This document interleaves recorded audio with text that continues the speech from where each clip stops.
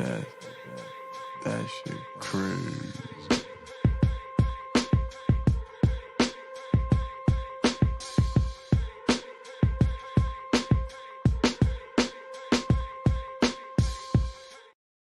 On a Friday night, it's all leaving with your boy Barry Grant. Episode 202 is upon us. We are here. We are live. Silent Assassin is not feeling well. She's under the weather. So shouts to the Silent Assassin. You see exactly what's going to go on. Lots to cover, man. I mean, Nick Pacer game just finished. That was a pretty exciting game. Kind of went exactly the way I thought it would go, because this series is not over, no matter what people tell you. Knicks won their home court, defended their home court, and the Pacers did that tonight. So we'll see exactly what happens going forward into the series. The rules in regards to seeing me on Twitter, Instagram, TikTok at All Even Podcast. I'm actually on Facebook too. Podbean, Apple, Spotify, iHeartRadio, all that good stuff. So we're definitely just gonna jump right into this shit. Want to talk about the Knicks. Also want to talk about the Draymond Green comments. Timberwolves being really good. Jokic winning his third MVP. Shannon Sharpe, Shaquille O'Neal beef. What the hell is that all about? The Suns making a coaching hire and giving him a lot of money that I don't think he deserved. Hornets hired Charles Lee, which is a good fit. Have a little diatribe. I want to talk about James Harden, who the Lakers should go after as their next head coach, what they should be looking for, what they should not be looking for, what they should kind of stay away from, what they kind of need to fix. My irrelevant news of the week. And then the greatest segment on the planet, Dummy of the Week. Dummy, yeah. So let's just get right into this Knicks game. I think Al is in here, so let's cam him up.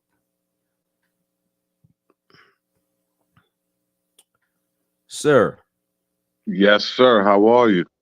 Listen, we're doing a live show, so camera. Yeah, I got a lot of emotions right now. I got to wipe my tears. I don't care about none of that stuff. You already know. You text me and call me talking about you had an outfit planned out. Don't cam up or I'm going to take you off this live. I'll do the show myself. You over here talking about you don't want no camera. This was wrong with y'all Knicks fans. Y'all way too emotional for just one playoff game. Y'all won 2 games. Y'all lost 1. Get over it.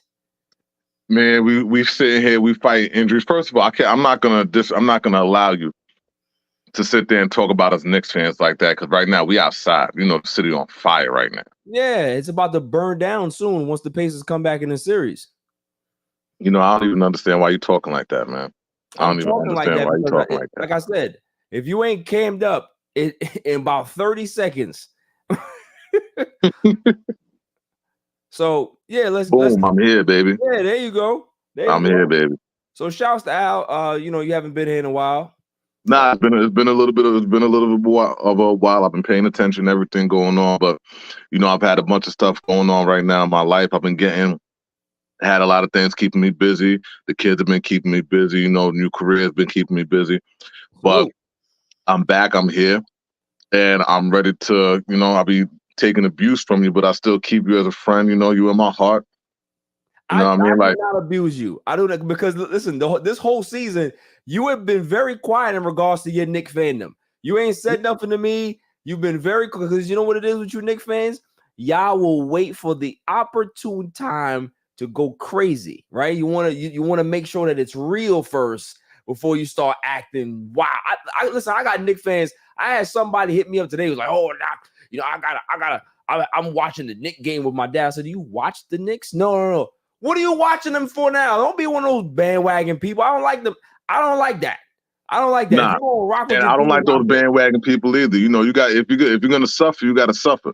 That's all I'm saying. If you're gonna rock with them bum ass Knicks, rock with them. You know what I Now, mean? That's what I'm see, saying. don't do that. Don't do that. All Don't right, do so that. look, let's get into the game, man. 111-106. Pacers win the game at home. Listen, it was a good game, man. But It was here's a really good game. It went down to the wire. I think we were tied up at what, 109, 109? yeah, you guys had you had a 24-8 run to end the third quarter to get back in the game, have the lead go into the fourth. But here was my issue with the Knicks, even prior going into this game, is that injuries, attrition will start to kick in. You know, when you got Josh Hart playing 12 straight quarters, that is a concern. When you're when you're relying so heavily on your starters, that is a concern. Because if those guys run out of gas at some point in the series, you got nothing left. And OG Anunoby, he's hurt. You got Jalen Brunson, who's battling through whatever he had in regards to game two. And you saw it affect him in the game too, if you were watching. If those you know what I mean, guys are hampered going forward, and we already heard the report that OG is not going to be available possibly for game 4. So this is a concern. So as a Knicks fan, I'd like to hear what your thoughts are about game 3, how that went down, and what are your concerns going forward? Well, I think as with in the playoffs right now, as with throughout the entire season with the Knicks, our core has been what's fueling us, is what sits there and got us to where we're at right now. Like we haven't been a deep team this entire season. True. Yeah. So right now, like you said, towards like once you get into the playoffs, once you get into more physical basketball, you have a situation now where you're gonna have people who are getting more injured, people who need rest. My pipes need rest, but Brunson can't. Brunson, Hart, OG, like you can't sit there and rely on these players to sit there and just play the entire game for you every single game. Like they're gonna burn out, and people are playing at a different type of level. They're playing with a different type of physicality right now. So you saw what the injuries did to Brunson today. Even though he gutted through it, he started.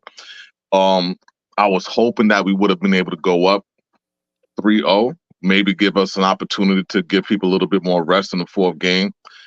But right now, like with what happened tonight, like we got to continue going with the way we've been going, and it's rough.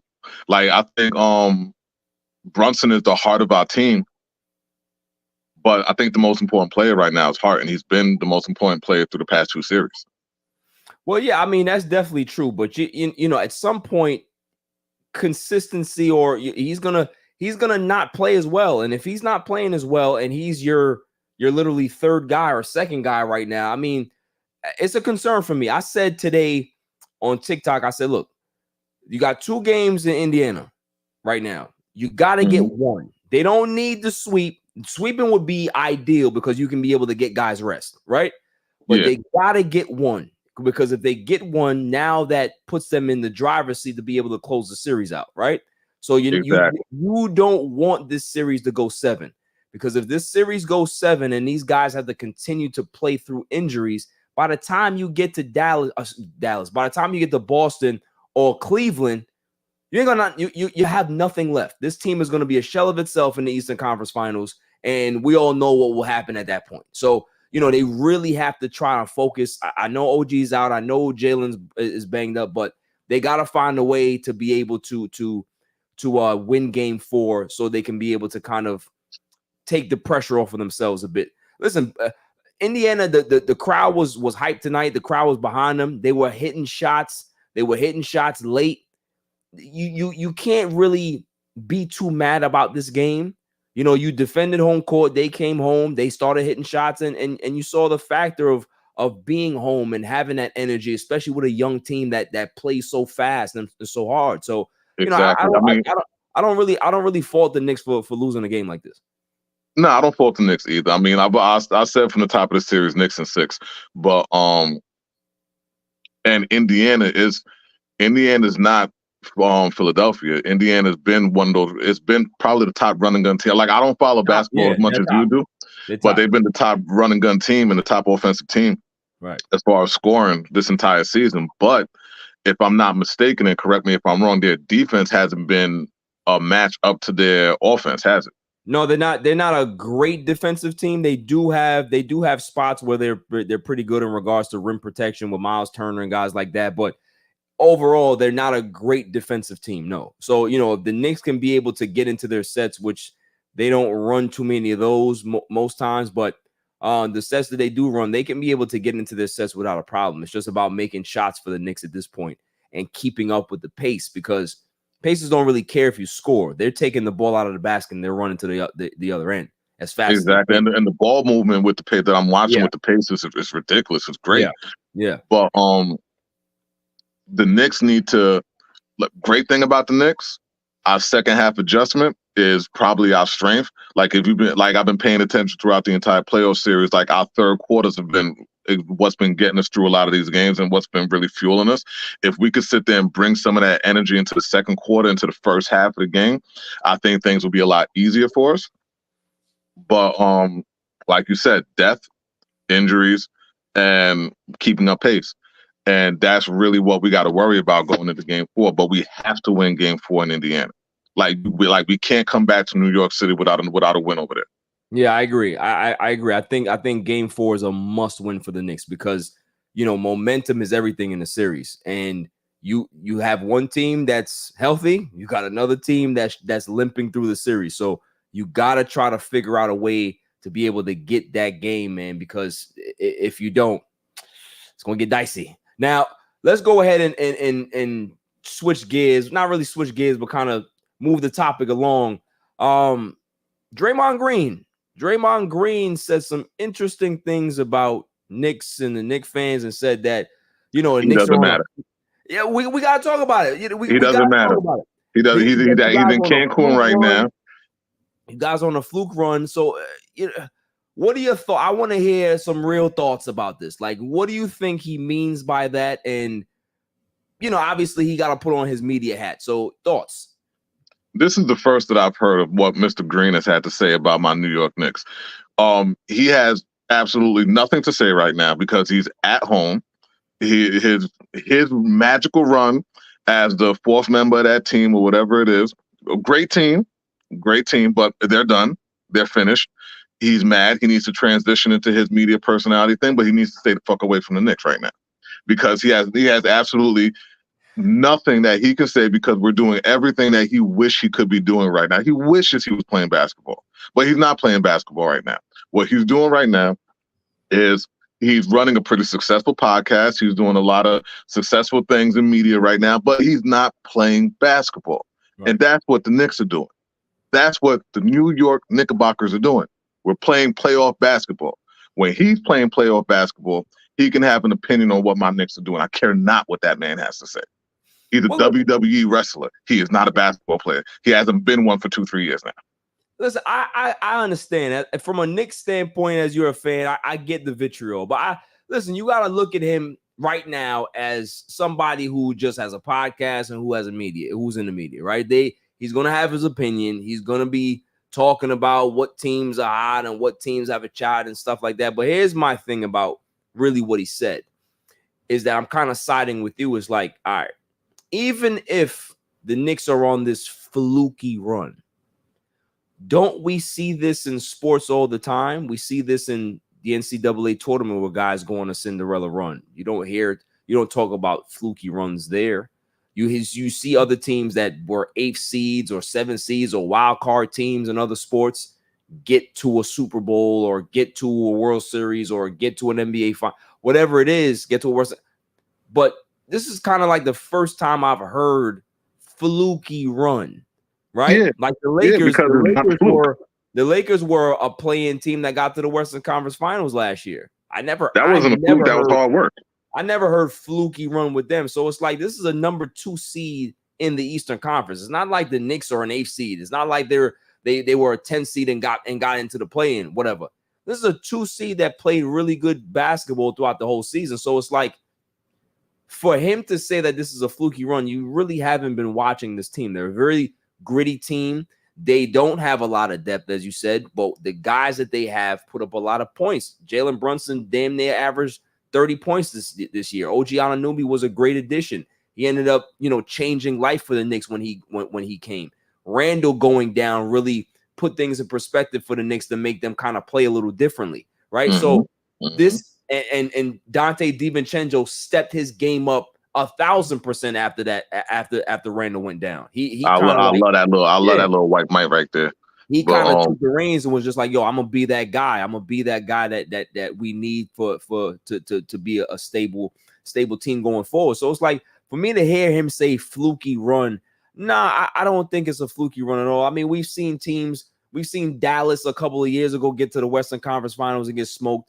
We've seen Portland Trailblazers go against the Golden State Warriors a few years back in their run, and they got smoked. Like, it's not about fluky run. It's about matchups. It's about luck. It's about good playing. It's about timely shots. There's a whole bunch of things that go into a playoff run. So I wouldn't say fluky, because if they get to the Eastern Conference Finals and they go against the Cavs or the Celtics, I give the Knicks a fighting chance if they're healthy.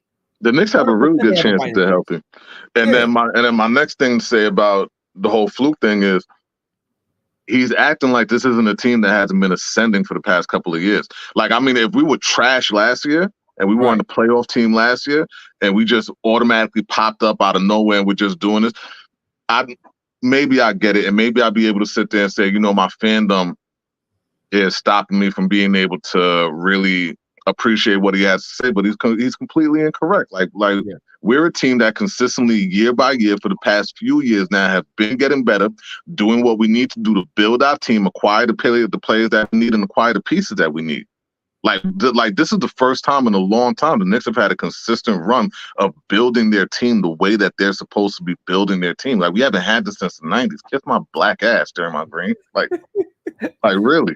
I ain't gonna lie. Here's my last point on that, and then we move on. Even if we're gonna say it's a fluky run, right? Who cares? Like, yo, let Knicks fans just be happy for once. They like I said, over the last 20 years, decade plus, they've been rubbish. Let the Knicks fans be outside. Let them enjoy themselves. Let them go to bars and hang out and be out in the streets and be happy that the Knicks are playing basketball, playoff time. I ain't got no problem with that. Like, I'm not a Knicks fan. I got a lot of friends that are Knicks fans. I don't like y'all most of the time, but I'm not giving y'all any flack right now, because this is y'all time to be happy. Ride the wave. I appreciate it. You're like, who cares? It's like 94 all over again. The Knicks are good. The Rangers are good. We got world-class rap beef going on. I don't care about no damn Rangers. You gotta relax. I'm an Islanders fan. I don't want to hear nothing about the Rangers, but they playing good. Look, I just started getting into hockey. You know what I mean? Like my hockey friends, I won't say what persuasion they are, but my hockey friends have sat there and pushed me towards the Rangers, and I came in at a good time. We're looking good, and Knicks, Rangers. I'm loving it right now, man. I'm loving it. Bandwagon ass nigga, I tell you. Look, I'm not a bandwagon ass nigga, because I happily admit I know nothing about hockey. You get a pass. pass. Like, if you want to convince me to the Islanders, then you can make your case. But these Rangers fans right now, like, hold on. Here's my thing. If you talk about suffering, you gotta be an Islanders fan. You can't be no Rangers fan. I'm a Knicks fan. I'm a Mets fan. I'm an Eagles fan. Like, don't bring more pain to me. And the Islanders have those Knicks colors and the Met colors, so you gotta come this side. That's what I'm saying. I haven't made my mind up yet, but I'll tell you this: I'm enjoying New York hockey. Okay, I'll say that. Respect. So that's all I'm saying. Let the Knicks fans be who they want to be right now. I don't care how ignorant they are. They're happy. Let them be happy, because you don't know when the run is going to be over. The run can be over in a couple of games. The run can be over in the Eastern Conference. Who cares? That's my thing. With a fan base, let them just be them. I like to see what's going on with the Knicks right now, because listen, the city's vibing right now. City's hot. So let them go. The city's hot right now, yeah. Let them go, man. Let them go. Moving on. The Wolves. They're playing right now against the Denver Nuggets, and the Wolves have been a dominant team all postseason. They haven't lost a game yet. Defensively, they're the best team in the NBA. They're the best team left. They have arguably one of the new faces of the NBA, Anthony Edwards. They got Jaden McDaniels, who's one of the best defenders in the league. You got Rudy Gobert, who's the defensive player of the year. You have Nas Reed. Huh? 4th time, right? Yeah, 4th time. You have Nas Reed, who's the 6th man of the year. There's a lot of things going on for the Wolves right now. Jokic winning his third MVP in 4 years, that's a storyline. But what I see and what I want to talk about is how the T-Wolves are exposing Denver for what I saw against the Lakers, even this year and last season, is that I think that Denver, as good as they are, there are holes in that team. There are holes defensively that they have. Jokic is not a great defender. Murray's not a great defender. What I saw against the Lakers in both series is that they hit timely shots. What I saw against them against Miami in the finals, they hit timely shots. Miami was not on their same level. Now you got a team that's as big as them, if not bigger. Defensively, they're long. And there's a lot of things that they do well. And you're seeing a team that's kind of struggling to make shots. So I've said this for 2 years now, is that this is a team as good as they are. They got the best player on the planet. Respect.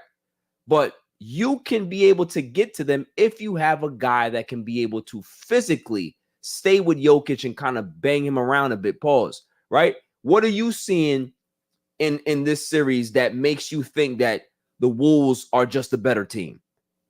I think the Wolves are exactly what they've been built up to be. And I was thinking about it the other day.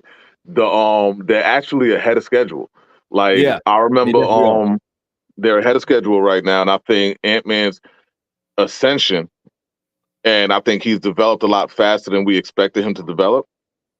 And what I think really happens is that GM built that team to be able to take on teams like the Nuggets. And I think they're doing it a lot. And I think it's happening a lot faster than we thought it was going to happen. And I think in hindsight right now, looking back at the moves that they made, because we blasted them. Like, I still think they paid too much for Rudy. Of course they did. But looking at the results that they've had, he was expensive, but they're getting what they paid for. So with that being the case and them being successful, in hindsight, it was a good trade, even if it was an expensive one. Yeah, I mean, sometimes you gotta take risks, right? And what they did was they knew what type of team they wanted to build. They understood what direction they wanted to go into, and they,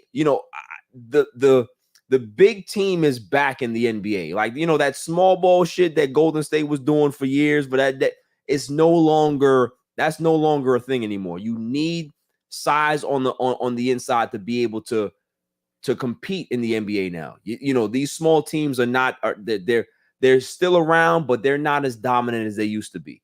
Really what I see happening right now is positionless basketball, except now you have players who are a lot bigger than, like you said, teams like Golden State were. Yeah. Like, you're not going to get away with 6'1", 6'2", 6'3" players when you have these 6'7", 6'8", 6'9", 7-foot monsters that can sit there, play from the perimeter, play the interior. They can guard. They can guard. They can, like, you have 7-foot point guards. Like, it's like what you have right now is really a bunch of players following the Kevin Durant archetype, except now they're bigger than him. They're stronger than him. Facts. Denver's up big right now. Denver's up 34-23 right now. They're hitting a lot of shots.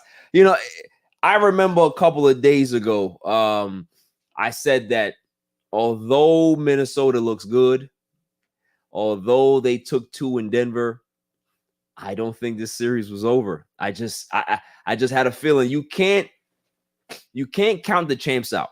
There's no way you can be able to count the champs out. Like, although they've been struggling and Jokic looks like dog shit in this series so far, like, they're still the champs, right?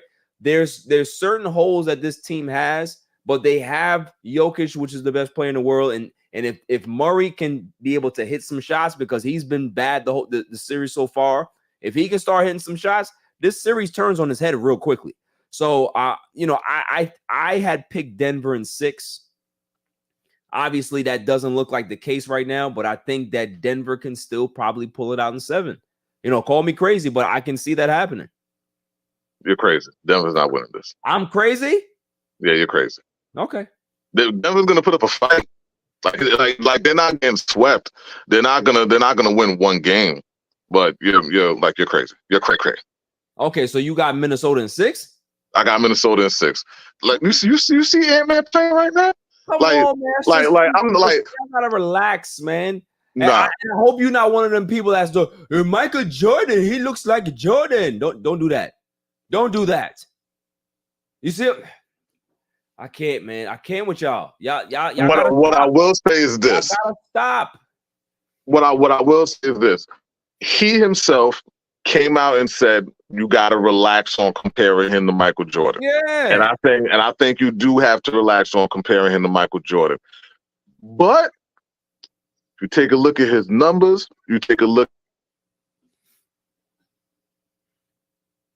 his numbers ain't nowhere near Jordan. Nowhere near it. Nowhere near it. What's his numbers right now? What do you average? Like what's his numbers right now? He averaged like 25 a game. 25, 5 and 5. We told you that's for the 5 and 5, playoffs. In the playoffs, look at him. Look at him like he's what you want.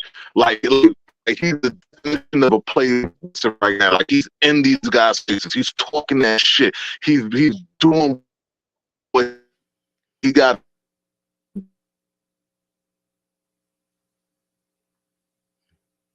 Well, Al is having some connection issues. We'll get him back in here as soon as he fixes that. But look, listen, I respect Anthony Edwards. I think he's a great player. I think he's a dude that can be able to be the new face of the NBA. He can be one of those guys because he's marketable, great personality, got the game to back it up. So I'm not hating against the dude. I just don't like the whole look. Hey, Michael Jordan, like, yo, put your VHS tapes away. Take your TV off for the Last Dance. Just relax. Let the kid be him. You know what I'm saying? Let him be able to carve out his own niche and his own career and see exactly where the hell it goes. I'm tired of y'all Jordan people, man. Y'all need to just go somewhere. Just go somewhere and just go watch old tapes. That's all right. That's fine. Hey, he was doing some charity work in North Carolina today, I believe. Go ahead and go watch the video on that and feel good about yourselves. But stop talking about these players like they Jordan. Nobody cares. Nobody cares. I don't compare nobody to Braun. I don't compare nobody to nobody. Let them be them. Tired of it, man. Hey, Michael Jordan. Stop. Stop. Put your Jordan jerseys away. Okay? It's all right. It's all right to just let somebody be them. Damn it. Let's see if Al fixed his Wi-Fi. Wi-Fi was looking crazy out there. I'm back. You fix your Wi-Fi? Yeah. I don't know what was going on. You know what I mean? But yeah, technical difficulty. You know, I don't got the All Even podcast studio where I'm at. You know what I mean? Like we're sitting here, we're doing things a little bit not as good as you. You know? Listen, man, you still got a little lag, but we'll deal with it. We'll work through it. Thoughts on Jokic winning his third MVP in 4 years? Do you think that it was justified? Do you think that it was do you think that Shea should have probably won it? Like, what are your thoughts on Jokic? Like, of course, Jokic should have won it. Like, okay. if they didn't give it to him, it would have literally been gatekeeping. Yeah. Like that would have been the only reason that he didn't get it. Like there's no player in the league right now more important and more impactful to their team. Period. Nobody. So you don't think that Shea should have won it? No, under no circumstances. I don't even understand what we're talking about. That's a simple answer. I disagree. Like that. Look. Like that man, he sneezes 32. I get it. But Shea was that guy too. Don't do that. Don't listen. Look, I'm one of those people that just because you won a couple of MVPs don't mean you gotta get another one. All right? Give it to somebody else, man. The OKC was the #1 seed in basketball. #1 seed in the Western Conference, right? Not basketball, but Boston. But in the Western Conference, they were the #1 seed. Come on now. Come on. And that's the tougher Take Joker away from that team. What do you have going on? Take Shea away from that team. What do they do? Okay. Removing Shea from OKC or removing Jokic from Denver, who has more impact? Denver's still a playoff team without Jokic. They're still a playoff team. OKC is not. Okay. They got a whole bunch of kids and bums over there, and Shea was over there working, juking. And they give it to Jokic. I don't like that. I like Jokic too. Don't get me wrong, but I don't like that. Give Shea the MVP. Give it to him. Your whole explanation is exactly what I just said. Give it to somebody else. Let somebody else have it. It's gatekeeping. It's literally not giving it to the best player in the NBA because you don't think he should have it 4 times. Hold on. Braun only got four MVPs. How much? Braun should have had about 9 already. If you talking about the best player in the league, Braun was the best player. Braun should have had 5. For a decade plus. He should have had 5. He was robbed once. He was robbed several times. Don't start this. He was robbed once. He was robbed that year that the Lakers was the #1 seed in the Western Conference in the bubble. Absolutely. Come on, get out of here. That was his MVP. That was his MVP. No, you're a fan. You're a fan talking. They gave it to who they give it to? Bum ass Giannis. They gave it to him. Giannis deserved it. No, he didn't. Yes, he did. No, he didn't. No, he didn't. Yes, he did. LeBron was robbed once. LeBron was robbed several times on MVP. He was robbed once. Like when he was in Miami, that year, who won it that year that he was supposed to get it? He won back-to-back years in Miami. Then oh man. There's one, like, I don't remember exactly which one it is, but there's one prime. I think it's either while he's in Miami or coming out of Miami when he went back to Cleveland. Yeah. Where he should have won that MVP. I don't remember who they gave it to because, like I said, I don't follow it as much as I should. But he's been robbed once. Listen, they stopped giving Braun the MVP because they was over here talking about, oh, well, he's on a good team. He's on a super team. Yo, shut up. I don't like the way when they change the rules every year and give people MVP. I remember they gave Giannis an MVP because they wanted to make him the first player since Hakeem Olajuwon to win MVP and Defensive Player of the Year. I don't like it. I don't like that. Don't be making up stories. Just give it to the dude that's nice. And Shea was nice. So then, by your explanation, Jokic should have had it this year. You see, we got a comment right there. Carving it up with Bryson Carver. He said it. D Rose got it in 2011. KD got it in 2014. Braun could have won either one of those years. So we talking about 6 MVPs there. That's what I'm saying. You see what I'm saying? This is all I'm talking about. This is the nonsense that we talking about here. Jokic winning 3 out of 4. I'm not even hating on Jokic. I'm not. Respect to Jokic. He's great. I think he's the best player in the league. I do. But come on now. Shea did better this year. He led the Oklahoma City. I think he's the best player in the league. #1 team in the Western Conference. I don't care what nothing else happens. The #1 team in the hardest conference in basketball, and you don't give it to him? Come on now. You think he's the best player in the league playing in the harder conference, but he shouldn't have gotten it. He's the best player on the best team in the conference. Normally, so you're gonna downgrade him because he's on a better team? Normally, that's how the MVP works, Al. That's what the NBA has told us over the years. The best player on the best team wins the MVP. It's not the best player in the league that wins the MVP. That's not the way it works. It's not the way it works. So, like I said, I would love for the NBA to put out like a description or explanation as to why people win MVPs every year, because they like to change the shit every year. Every year is a different reason. Jokic put up the same damn numbers he put up last year, right? They were phenomenal. Same damn numbers he put up last year.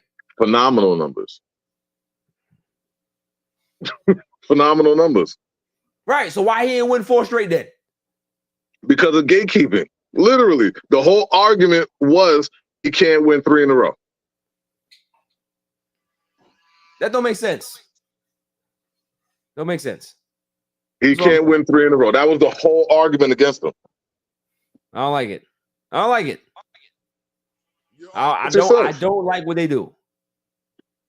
When you got a young dude that's out here putting up buckets and they don't want to give it to him. I don't like it.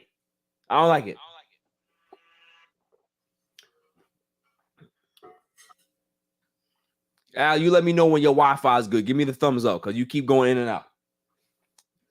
Let's see. Moving on.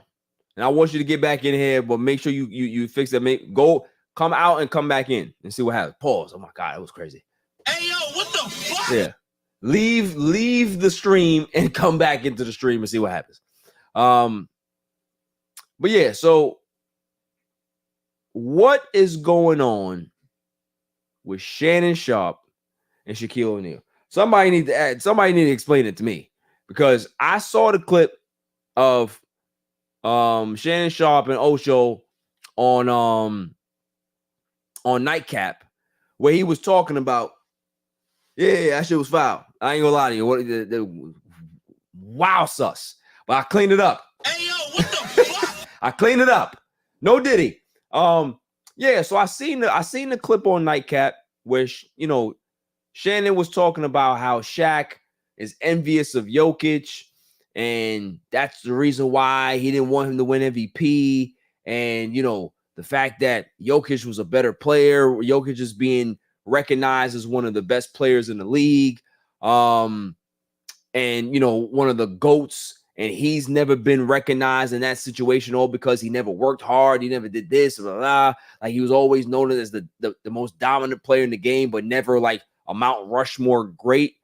And it's like, all right, Shannon, I understand where you were going with it, highlighting that, yes, Shaq could have definitely worked a little harder in his career. But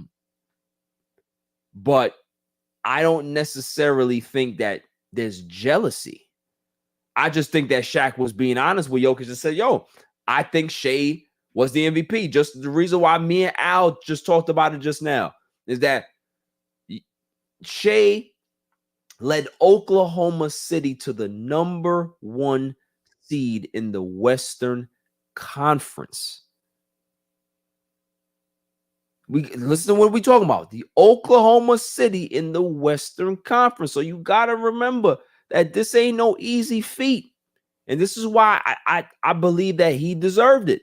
So I don't necessarily believe that Shaq is jealous of Jokic. What do you got to be jealous of Jokic for? He's been waiting for a big man to be able to be the face of the league. Yeah, Shaq only won 1 MVP, but so what? It don't matter. We still got Shaq as a top 10 player all time. So for Shaq then to respond and was like, yo, such and such, you would top 51 play out of 100, which is pretty good in the NFL, I will say. And then they put out a diss record like, yo, Shaq, you gotta relax. But if we just talking about the facts, like, yo, Shaq was right about Shea. Shannon, I understand what he's saying, but Shannon got to stop with this jealousy nonsense, because I don't think that there is no jealousy in regards to Shaq. Shaq used to call out Dwight Howard. Shaq calls out Embiid. Shaq is the godfather of the bigs. So if he's going to be critical of a guy, he's going to keep it real. Why not let him keep it real? There's nothing wrong with that. You know what I'm saying? So I don't necessarily believe that was necessary for Shannon to say. I get what he was saying, but he kind of took it a little too far.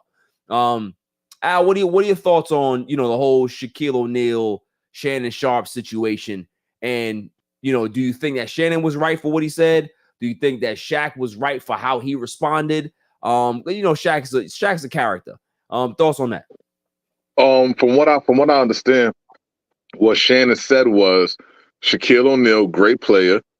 By Shaquille O'Neal's admission, if he worked harder, if he invested more into his body, he invested more into practicing, he invested more into his craft, he would have been respected more, and we would have gotten a lot more out of him. I don't disagree with Shannon. I don't even necessarily think I heard Shannon say that he was jealous. The only thing that I think that he said was Shaquille O'Neal probably feels that he should have had more MVPs, which I feel Shaquille O'Neal should have had. Shaquille O'Neal feels that he should be mentioned more in the GOAT conversation. I agree with Shaquille O'Neal on that. If that's what he's saying, he should be mentioned more in the GOAT conversation. But what Shannon said about him ain't wrong. Yeah, it ain't wrong. But in regards to him saying that he might feel a little envious, like, why should he? I mean, you got to think about the time that Shaq played in. Like, Shaq was the most dominant player in the league. right? But we gotta understand that, you know, he played in the era with Jordan. He played in the era with other greats, and Jordan kind of held everybody back. I think if Jordan wasn't around, maybe Shaq gets another 2 or 3 MVPs. Who the hell knows? There's plenty of times where Shaq should have definitely won some MVPs, right? We don't know why. We don't understand why the league didn't really look at him as he needs to be the guy. We have no idea. There were years that Shaq put up monumental numbers, right? And never went higher than like third or whatever it was in the MVP race. So there was nothing that he didn't do. It wasn't like if he slimmed down 15 more pounds, his numbers would have been much better. His numbers would have probably been the same.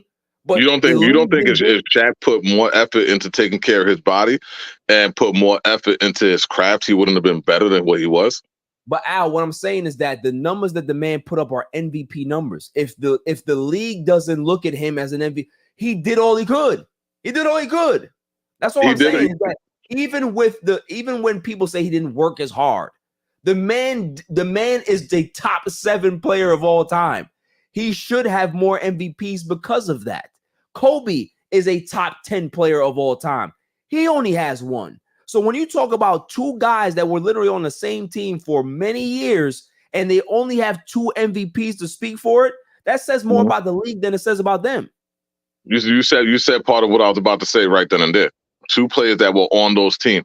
One thing about Shaq is, and I think it's unfair, but what you really have to, and Kobe, if you really want to bring him into the conversation too, like they were always in a Batman and Robin situation.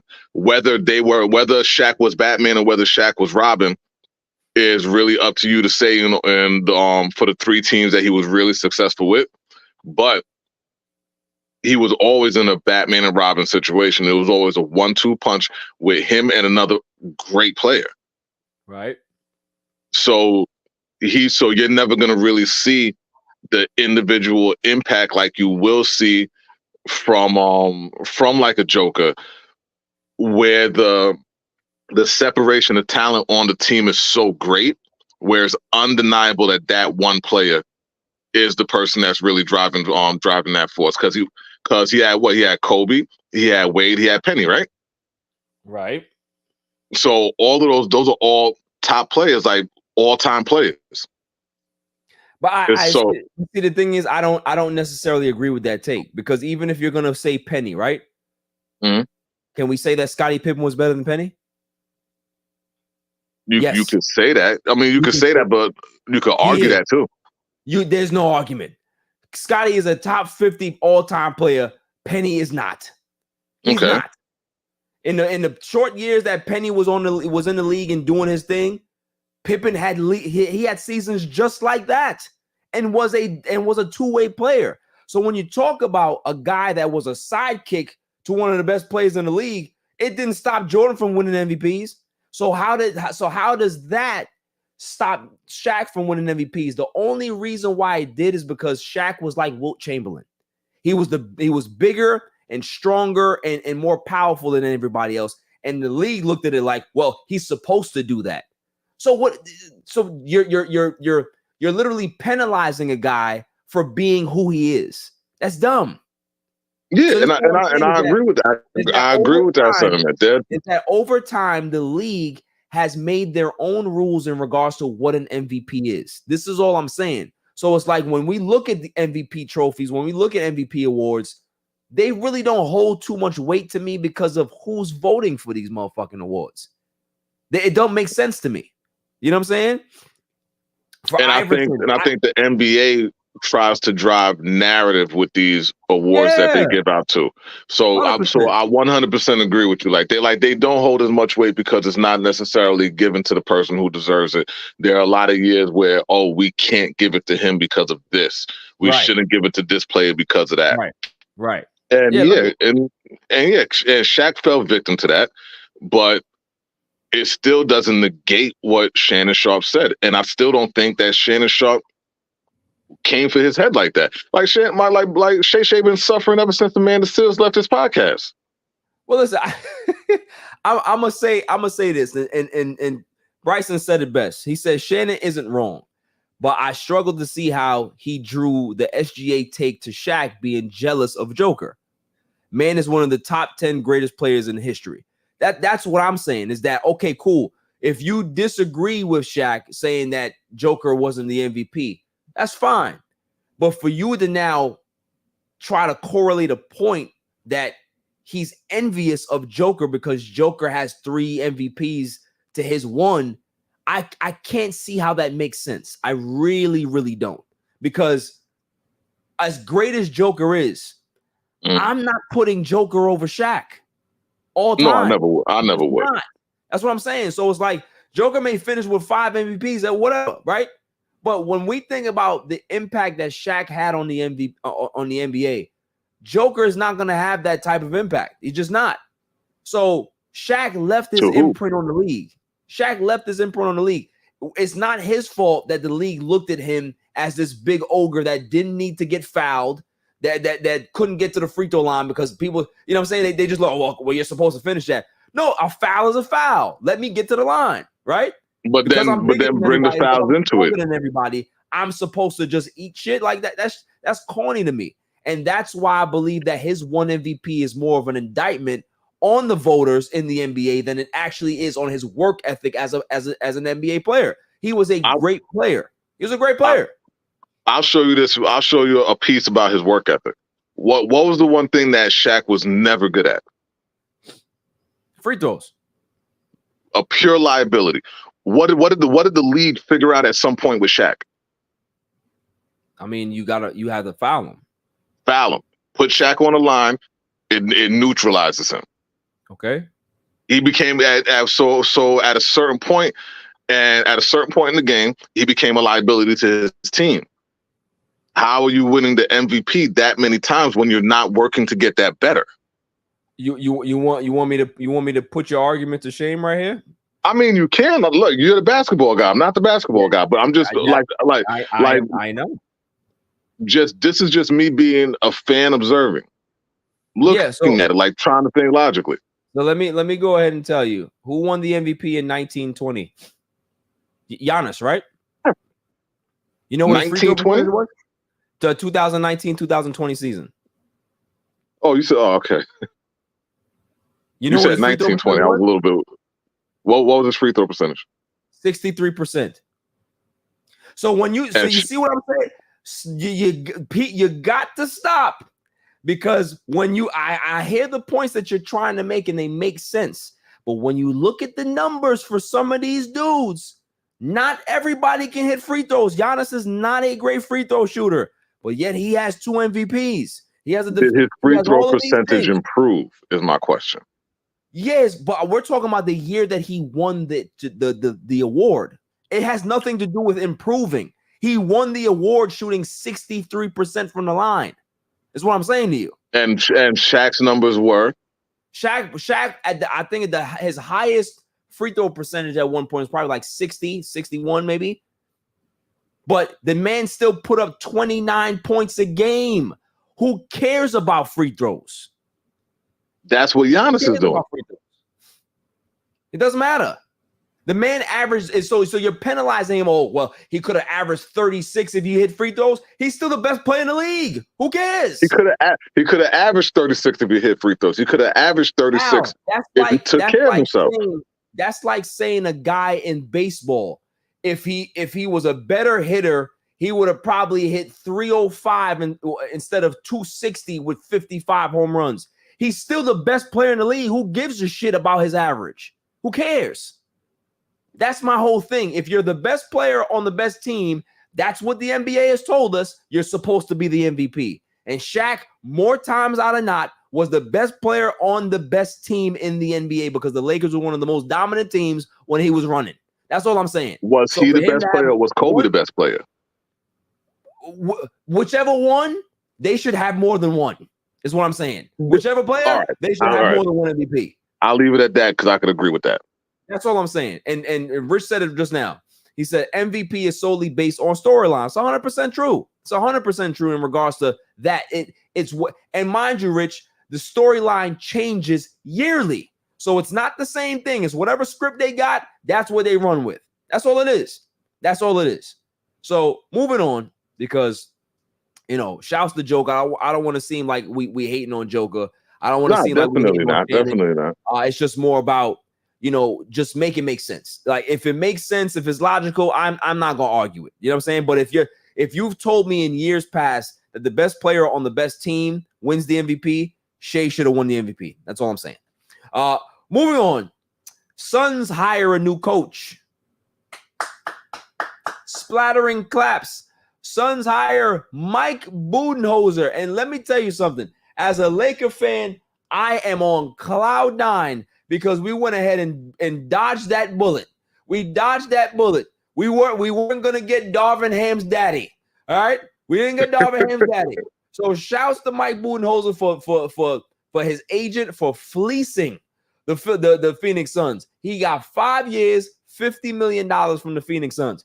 I mean, listen, for a guy that won a championship and got fired out of Milwaukee because he didn't make adjustments, I want to see what he does with this team with no point guard, no true leader, and this is a guy that just literally sits there and doesn't make adjustments. So what's going to happen when they need a coach to be able to give them adjustments? Matt Ishbia is the new owner of the Suns. Shouts to him for trying to make an impact, but man, is he fumbling the bag right? He's fumbling right now, and I'm enjoying seeing it. I'm not gonna lie to you.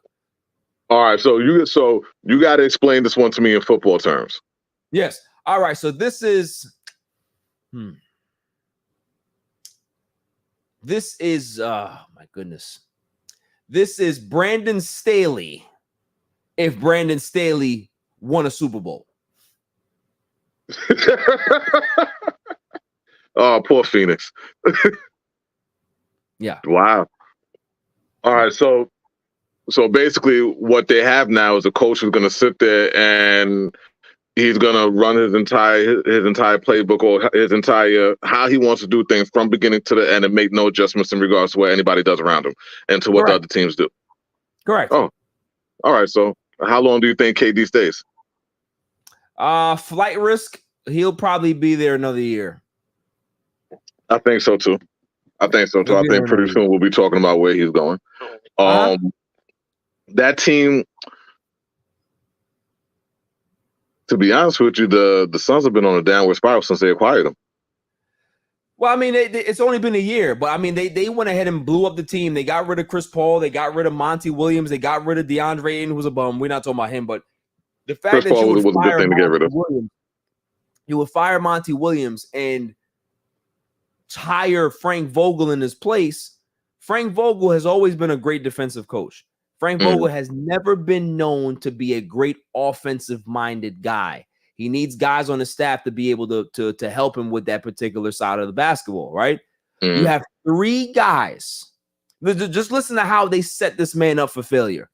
You have 3 guys who are not great defenders at this stage of their career. They're offensive guys. There's no point guard. And you have a head coach that is not great handling offense. So how was he going to be successful in this situation? He's a defensive guy. There's not much defense on the team. So he's not going to be able to do what he wants to do. So he's pretty much handcuffed.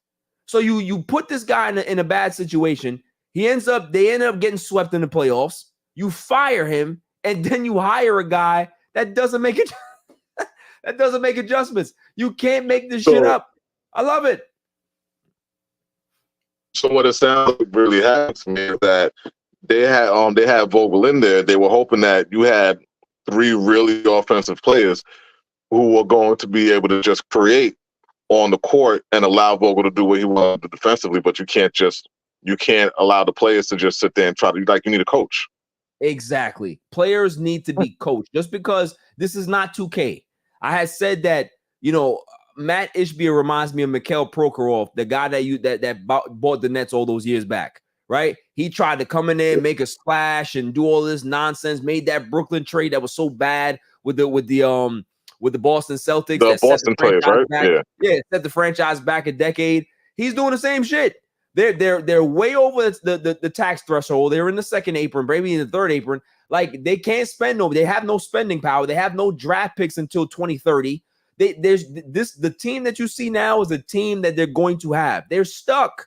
And you go ahead and you hire a guy that's not a leader, that doesn't have a big voice, that doesn't make adjustments, that's not going to be able to get the most out of these players. Now, granted, offensively, they're going to be better. So I think logically what they're looking at is that, okay, well, Vogel was not a great offensive coach. This guy actually has a pretty decent offensive repertoire, so maybe we'll be able to be better. That's not going to work. It's the same. It's the same problem with the situation that we were speaking about earlier with the Knicks. You can't have your whole team dependent on a handful of players without any kind of depth. You can't leave it on 3 players, but and 3 aging players. Exactly. So and that's the thing too. 3 aging players. You mentioned that 3 old. Durant's old, right? Booker plays old. He's on year 17, right? Bradley Beal has been washed for years now. People just haven't realized it. Like, he was in Washington putting all these numbers up. We never seen him in the playoffs because he never was in there because he couldn't get his teams to playoffs. He's washed.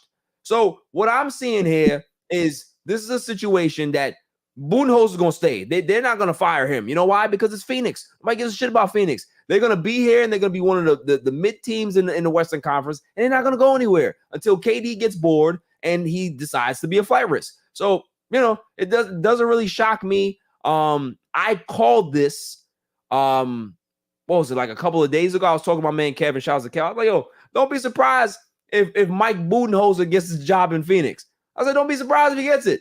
And look, lo and behold, yesterday they announced that Budenholzer was going to be the guy. It was just fitting. And you know what would be really funny to me? If Darvin Ham joins the staff. Go ahead, go get Darvin Ham. He's not working right now. Go give him a job. I think you hate that man. For I won't say for no reason, but like you really, you have personal feelings associated with him. I despise him. There's nothing personal. I just think he's a stupid coach. That's all it is. I got nothing to do with your mental aspect of life. You had great stories, survived a lot of stuff, right? But in regards to your X and O's and how you coach the game and see the game, you're a fucking moron. You're a fucking moron. Isn't he the guy who sat there and like had half a play on the board and erased it and sent everybody else out? Yeah. This is the same dude where Braun took the clipboard and said, I got the clipboard. Just stand over there. I'm good. They had no respect for the man. Oh. No respect for the man. And I'm gonna tell you what. You can't coach in that kind of situation. Nah, you can't have a coach like that. You can't have a coach like that. He ain't good. You're not good. That's what I'm saying. If you're gonna get somebody who got respect and who could actually be able to do something instead of having his hands in his pockets the whole fucking time. That's all it is. And mind you, he came from. I didn't hear you. You said what? I said, so speaking on him being out of there, who do you think the Lakers are going to get to replace him? Well, we definitely gonna get into that. I think you hit my segue a little before. We will get there. Hornets hired Charles Lee. I don't know if you know about Charles Lee, but he's an assistant coach for the Boston Celtics. He took the Charlotte Hornets job. Shouts to him, really good young coach. I think he's gonna flourish there. I think they're gonna give him the chance to be able to grow and develop these guys and develop a culture over there. I just wanted to shout him out because he was one of the targets that the Lakers had eyed. And, it was definitely respect for him to get that job. It's not easy to be able to get an NBA job. I'm sure he could have probably waited around for a different offer or a better offer. But, when you get a job offer in the NBA, you got to take it, especially as a black man, because you don't know when the next chance is going to come up. So, shouts to him for that. How much did he have to do with?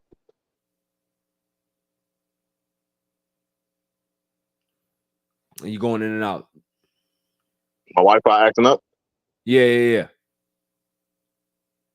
Hold on. We're going to get Al back. So, yeah, I think Al was probably talking about what type of impact he's had on the Boston Celtics. He's had a great impact on the Celtics. Just the way he schemes things and how he develops the young guys, how he speaks to them. He's very personable, understands what they need to do to be able to get to the next level and get better. he's worked a lot with Derek White. So, he's done a lot of good things for the Boston Celtics team. And I think that's why they kind of was like, look, man, like, you go ahead and go chase it, because, you don't know when you're going to get another opportunity. You're a hot commodity right now. Strike while the iron's hot. So shouts to him. Let me see if we actually have some interesting takes this year. I don't know if we have any interesting stories.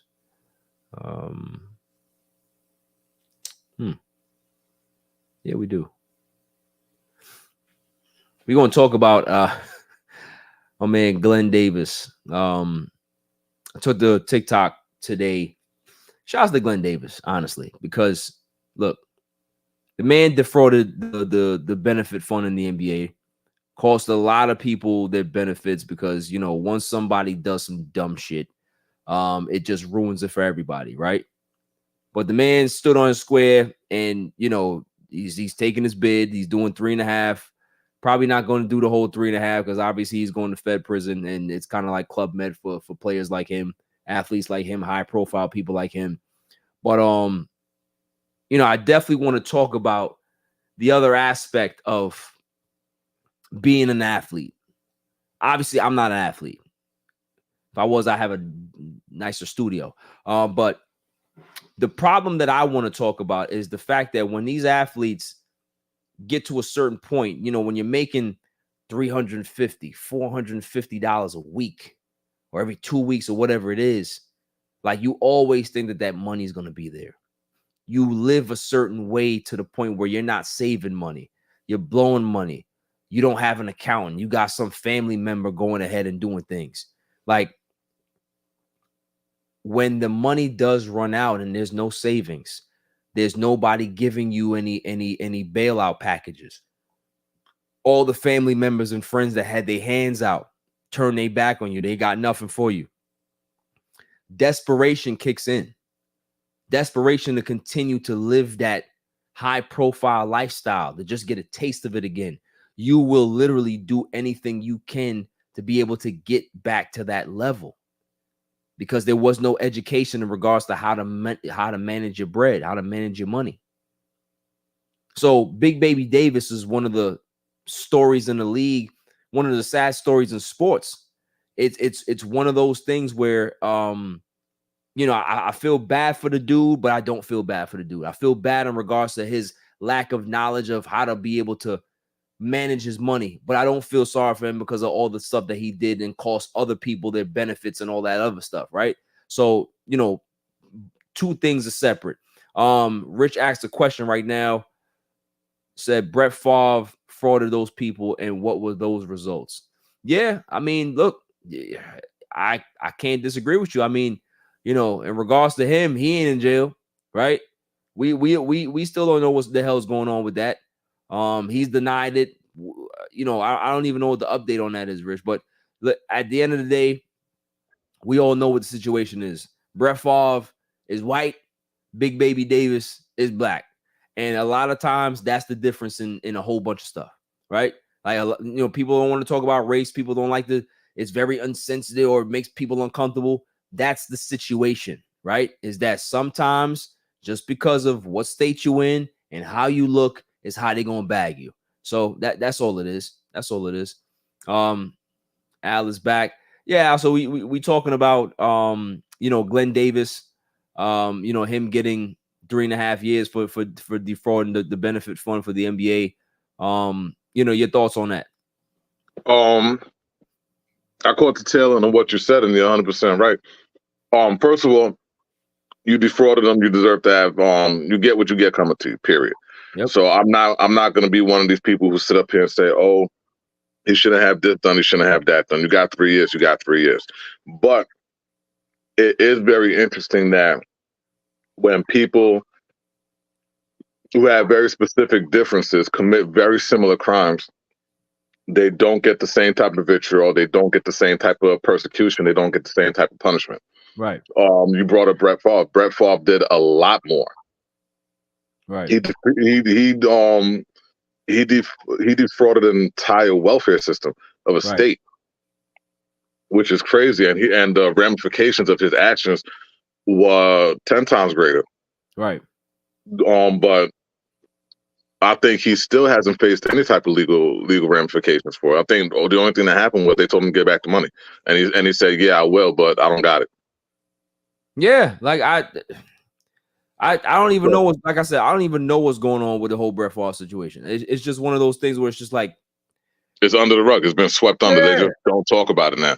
They don't talk about it now, but Glenn Davis doing 3.5. Glenn Davis should do his 3.5. You defrauded the fund. Like, you knew what you were doing when you did it. You got caught. Like, I'm a firm believer in that. If you do something and you know what you're doing, you get caught, take the hit. Right. Yeah. Nah, listen, I don't disagree that he should be doing the time. It's just that sometimes we like to see a little bit more uniformity when it comes to our judicial system. You know what I'm saying? No, 1,000% that I do want. Yeah. Moving on. It's a topic that I'd like to talk about in stark detail. There's no irrelevant news of the week because I think this is just a straight hoop show, and it's fine. I like it this way. James Harden, for years, I think he's been one of those people to kind of fool the masses because of his style of play, because of the numbers that he puts up.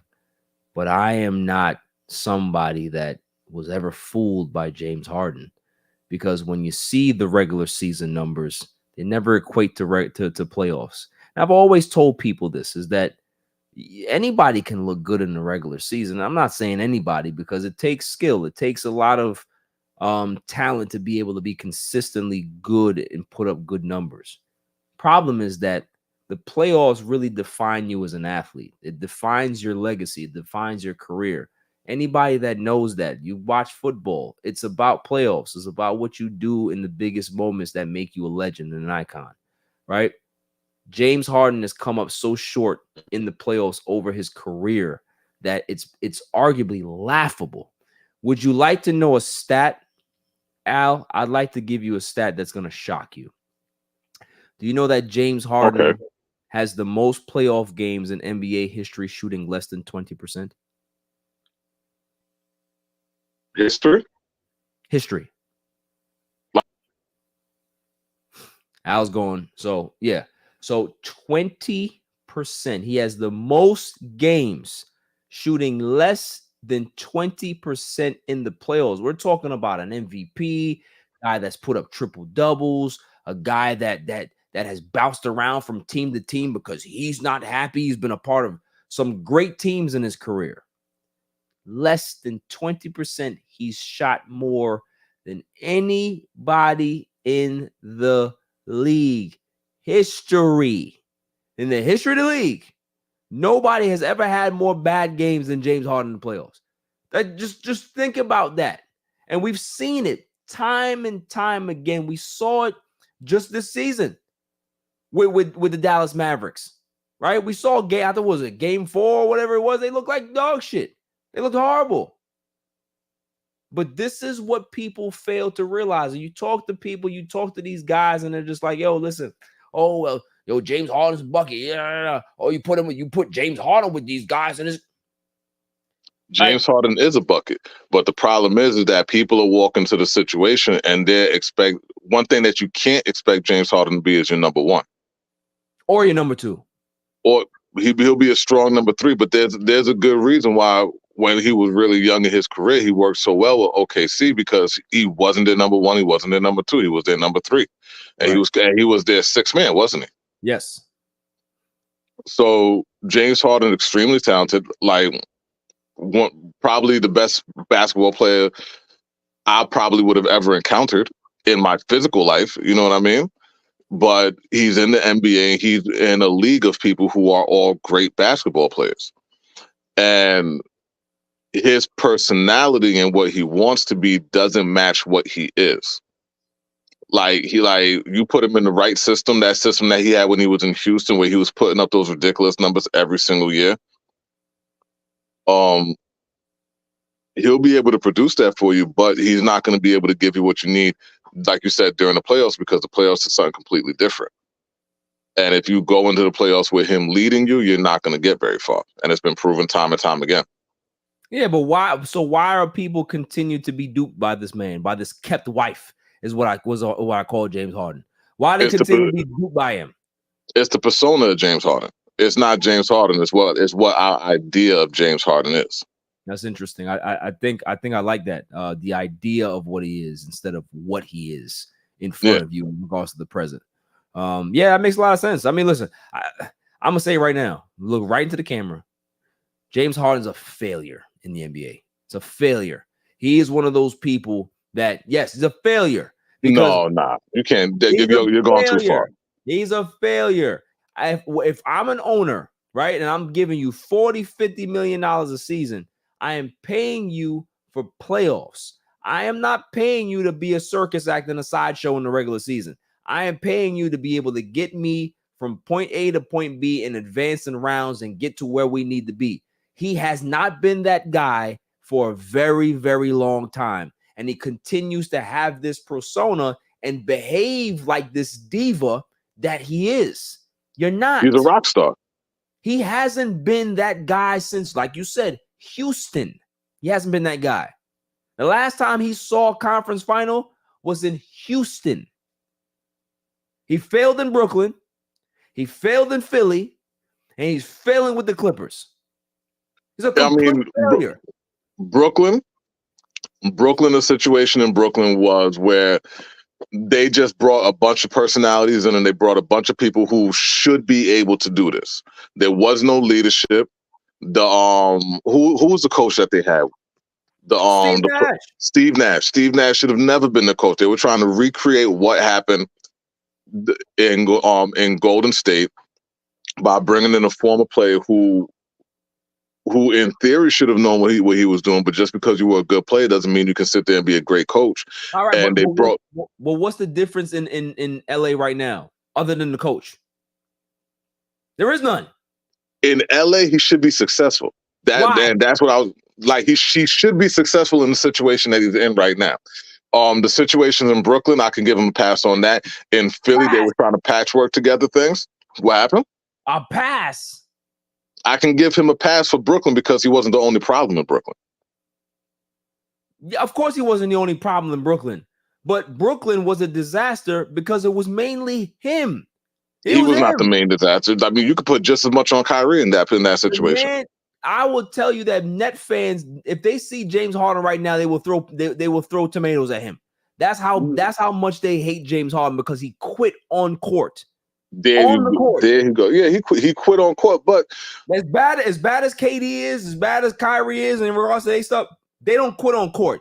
James Harden does that everywhere he goes. He's a quitter. And I've never seen, if you're a real hooper and you're somebody that like really respects work ethic, I don't see how you can be able to ever rock with a dude like James Harden, because all he does is quit when situations get dicey. He's a quitter. He's the real life version of the guy you're playing video games with who turns off the system when he's losing. 100%. Like that's what it is. And like I said, why would you continue to have that on your team? Why? Because he's super talented. He's super talented. You can't take that away from him. He's not a failure. He's not a failure. He's not a bad player. It's what they expect him to be versus what he is. And that's the issue. The issue isn't James Harden. The issue is the people who are hiring James Harden. Okay, but you just said it. He's super talented. So because he's super talented, people are going to continue to give him chances. If you have a business and you got a dude that's super talented and does a whole bunch of stuff, but he's constantly getting into fights and he's late to work, what are you going to do with that particular employee? Constantly getting into fights and late to work. Look, I'll be honest with you. I've been at places where the guy who's constantly getting into fights and late to work and able to because he's been able to serve a purpose. What's the purpose, though? Like, he's super talented, like Ezekiel Elliott. When he first got to the Cowboys, super talented, one of the best rookie running back seasons I've ever seen, right? If you asked him to quarterback that team, you'd be a fool. He can't like James Harden can't do what he's not supposed to do. Okay, that's fine. But what I'm saying is that every situation he goes into, he tends to make it worse. He made Philly worse because of when he left. Not talking about on the court. When they were playing good, everything's fine. But you gotta remember, when he was in Philly, they were up 3-2 against the Celtics and lost because he had 2 dog shit games in 6 and 7. Same thing with Embiid. They tend to choke when it matters the most. So a guy can you put that all on him though? Yes, because he does it everywhere he goes. What do you mean? How can you not? If you do it in Houston, if you did it in Brooklyn, if you did it in Philly, and you did it with the Clippers, what am I supposed to think that you are? You failed at every situation because your performance. We're not talking about anybody else's performance. We're talking about James Harden's performance is always dog shit. I just gave you the stat. He has the most games of shooting 20% or less in basketball history. That has nothing to do with anybody else. That's an individual stat. It's a horrible thing to have to have. That's like you being a fan of Jalen Hurts, and in the big games, he's throwing 5 interceptions every game. He's not going to be my quarterback much longer. At some point, what's going to happen to Jalen Hurts? He's not going to be the quarterback of the Philadelphia Eagles anymore, is he? And if somebody tells you, he's a great player, he got us to certain situations, you're going to be like, what happened to the playoffs? What happened in the divisional round, him throwing 6 picks? It has nothing to do with regular season. Every single time. It has everything to do with how you perform when the lights are brightest, and that's playoffs. That's playoffs. And he tends to shrink. So when people show you who they are, they always tell you, believe them. And this is who James Harden's been his entire career. Believe who he is. He's a fraud and a failure. That's all I'm going to say. And anybody want to tell me different, go ahead and pull up stats. And I'll pull up more stats and show you how much of a fraud he is. He's been a fraud his entire career. He's not a fraud and a failure. He's a diva who's been misused. So let me ask you a question. How is he supposed to be used? He's supposed to be used as a third player. He's not, like I said initially, he's not supposed to be the person who leads your team. He's not a leader. You're going to pay a third player $40-50 million a year? No. Now, I wouldn't do that. But if you're James Harden and you've gotten $40 million for the year, are you going to take less? If you know somebody's going to give it to you? You have no choice at this point if everybody looks at you and says, I'm not giving you that. But they keep giving it to him. You're 100% right. I'm not knocking James Harden. Of course, it's going to fall on the teams. But what I'm saying is that at some point, that card is going to run dry. He's not going to be able to play that shit no more in regards to jumping from team to team without people starting to look and say, you know what? I'm not giving you that type of money. If you want to come to my team, get your bag. Keep doing it till they stop paying you, James. Yeah. You go ahead and cape for that bum. He a bum. Failure. Just don't come to the Knicks. Yeah, I can't wait till he comes to the Knicks. I can't wait. Can't wait till he comes to the Knicks. Don't do that. I wish my mama a bitch. Why don't you? Why would you? I wished him to come to the Clippers. Don't let me do the juju and let him come to New York, because I will. Don't do that. I'll never speak to you again. That's fine. I will be happy to see James Harden corrode your franchise like he's corroded every single franchise he's touched since he's been in the NBA. Moving on. Moving on. That fraud. Don't talk to me like that. Yeah, I'm sorry. I don't mean to talk harsh of you, but I'm sick of him. LeBron James has there's some reports out there that said that he liked to play no more than 2 more years in the league, and the Lakers are hell bent on giving him exactly what he wants. You know, they want to, if he wants to come back for a year and retire, if he wants to come back for 2 or 3, they're willing to give him as much as he wants. What are your thoughts about LeBron James and his decision to continue playing? Is it the right move for him to continue playing and play with the Lakers, or should he be able to go somewhere else? LeBron should be able to go somewhere else. If I was LeBron, I'd go to whatever. I'd be looking for a slam dunk contender right now. If I was LeBron, LeBron is just complete side part right now.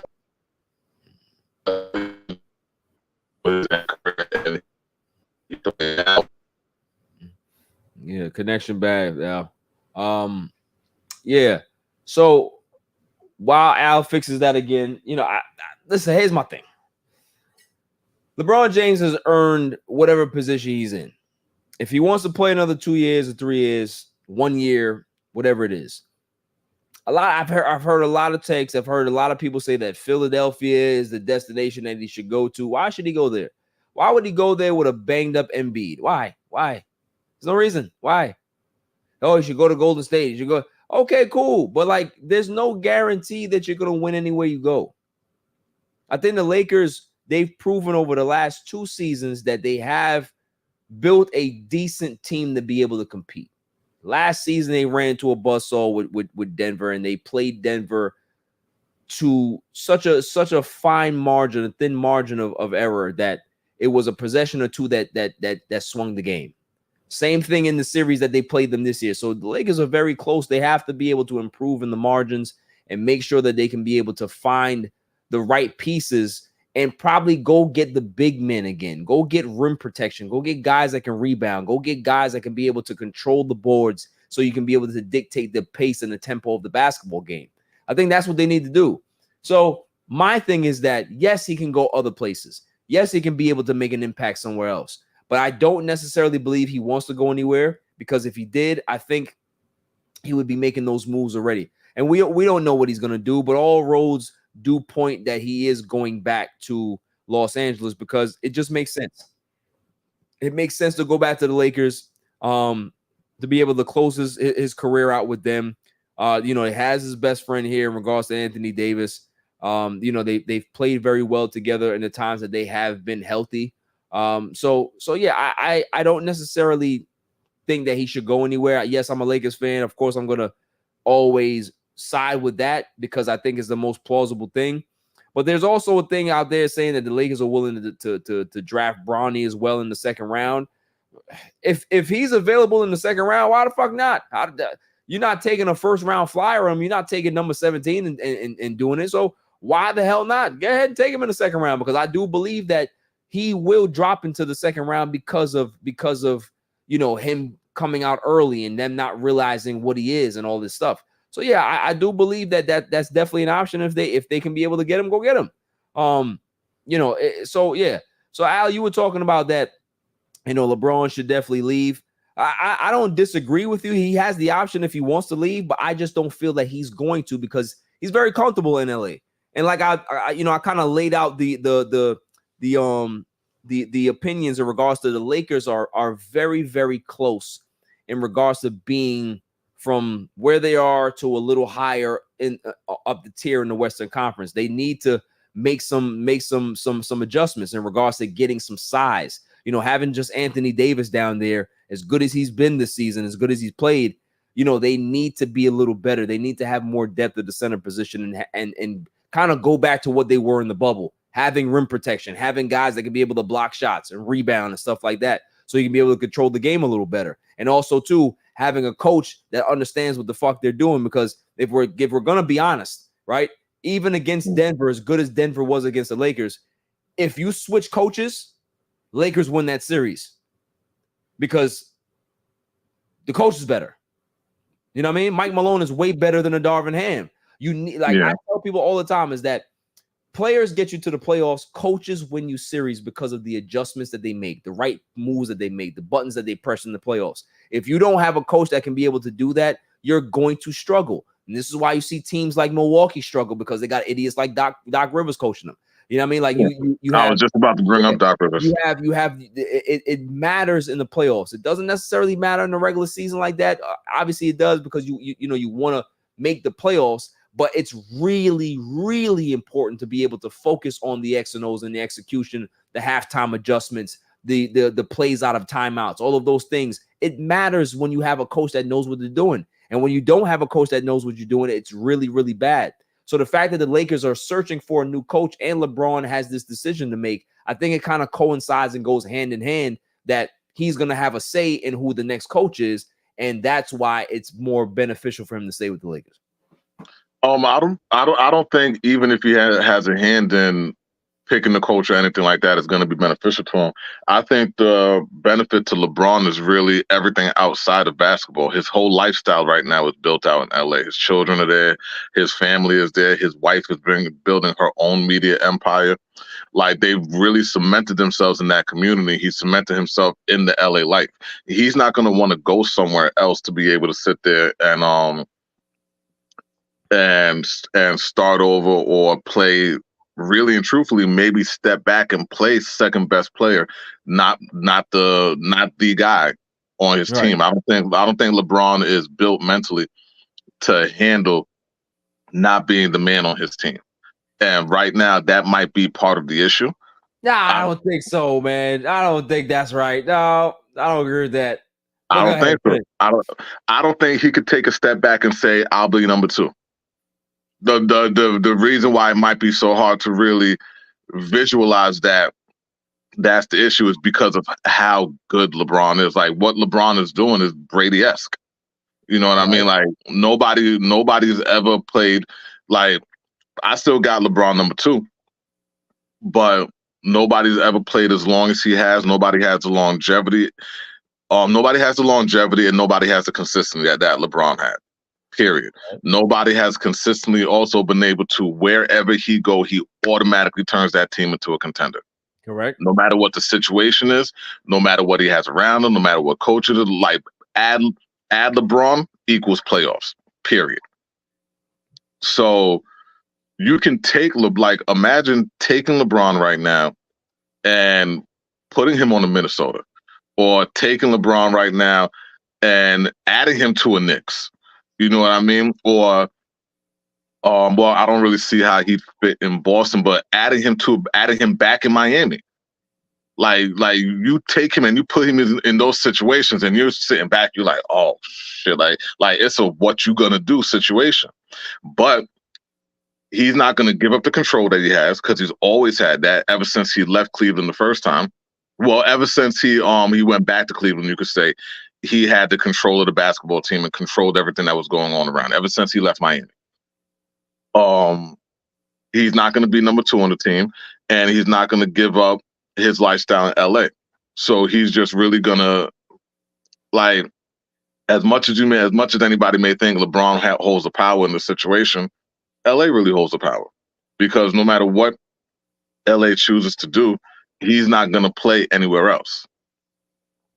Well, I don't think I necessarily agree. I see your point in regards to the power that he wields, right? But I don't necessarily believe that at this stage of his career that he cares about wielding that power on the court. If I'm a Laker fan, so I watch every game. I watch every dribble of every game. Anthony Davis has been the motor to this team for the last 2 seasons, right? Mm-hmm. Last year, he wasn't so healthy. He was banged up. So LeBron, by default, had to step up his game and be better, right? Obviously, there's different things that happened this year, right? With the scoring record and all these other things where he was gunning for that and stuff like that, right? But Anthony Davis is the engine to this team. And you've seen that in the playoffs. You see how consistent he was the whole season. LeBron James is okay with being second fiddle. It just depends on who the number one fiddle is. If you got a guy that's not up to snuff to be the number one guy, then, hey, there's no reason for me to play second fiddle. But if you got a guy that's talented enough for me to be able to play second fiddle, then I have no problem with that. I think that's kind of every great player's mindset, is that I'm okay being the Robin to the situation. but you got to make sure that there's a legit Batman. Because if we're both on the same plane, then nah. Like, give me the rock and let me work, because I've been successful doing it this way. And if you have to show me different, then you got to show me different. And that's where a coach comes in, right? Because if a coach says, hey, listen, LeBron, this is what we're going to do. This is what the philosophy is. LeBron has to have trust in the guy that's calling the shots to be able to fall back. When you saw in Cleveland, Ty Lue took that team over, LeBron James fell back. He listened to Ty Lue. There was times where LeBron wanted to be, he would go on these tangents and get mad and get frustrated. And Ty Lue was the one to be like, yo, you gotta relax and stop behaving like that. Get your head back in the game, bro. We need you. You know what I'm saying? Yeah, but he still held all the power in that dynamic. He was the GM. He was not the GM. Like, you need to stop. This he narrative, was the GM of that y'all team. have to stop it. Y'all have to stop it. I'm telling you, you guys with your Jordan VHS tapes, you have to stop. Because if I can tell you some stuff about Jordan, you probably wouldn't remember or believe, because you guys are just hoodwinked. You know that Jordan wanted a whole bunch of North Carolina guys on the Bulls, right? Yeah, he wanted that. He didn't get it. And Jerry Krause told him no. Yeah, he did. He didn't have it. So every player tries to wield their own power. It has nothing, just like you said about James Harden. If you can be able to get $50 million from an owner, go ahead and go get it. I don't fault James Harden. So why would you fault a guy like LeBron if he's wielding his power and they're saying, all right, okay, cool, whatever you say? It takes somebody to be able to say, no, this is how we're going to do it this way. You got to remember, if you're working for somebody, let's just put it in a regular term. If you're working at a job, and in that job, you have a supervisor, and you're smarter than your supervisor, how do you think that job is going to go for you? Depends on what you do in that situation. 48 laws of power. Don't let the person who holds the purse strings know that you're smarter than them. Right. How you play it. But if you know that you're smarter than this person, at some point when things get dicey, what's going to happen? There's a lack of respect there. You have to remember, LeBron has the highest IQ that we've ever seen in basketball, ever. Just imagine having two coaches in your entire career that are actually your mental equal, Ty Lue and Eric Spoelstra. Everybody else has not been. So by default, you're always going to be in defense mode, because you have to take the reins, because you're the smartest guy in the room. You understand what I'm saying? If LeBron had a Phil Jackson, if LeBron had a Greg Popovich, whatever you want to say, but if he had those guys, if he had a Pat Riley, if he had a Jeff Van Gundy, any one of these dudes that were leaders that you can be able to respect and listen to, do you honestly believe that LeBron wouldn't take a backseat? Because he would. It's about being led. He's never been able to have a head coach other than two guys. And guess what those two guys got him? Championships. They got him championships. Outside of Frank Vogel, right? Who he's well respected, but he's not a great head coach. Outside of those two dudes, he's had nothing. He's had nothing. So at this point, the coach and his tenure with the Lakers is very important, because in these 2 years, the Lakers still have a championship window. You need to find the right coach that LeBron respects and can be able to work with. It's just like Peyton Manning, right? When you have a Peyton Manning on your team, you don't coach Peyton Manning. You give him recommendations. You give him options of what he can do to be able to take all the plays and just put them together. You don't coach a Peyton Manning. You work with a Peyton Manning. You work with a Tom Brady. You know what I mean? You don't coach those dudes. Tom Brady took coaching. No, not in Tampa Bay.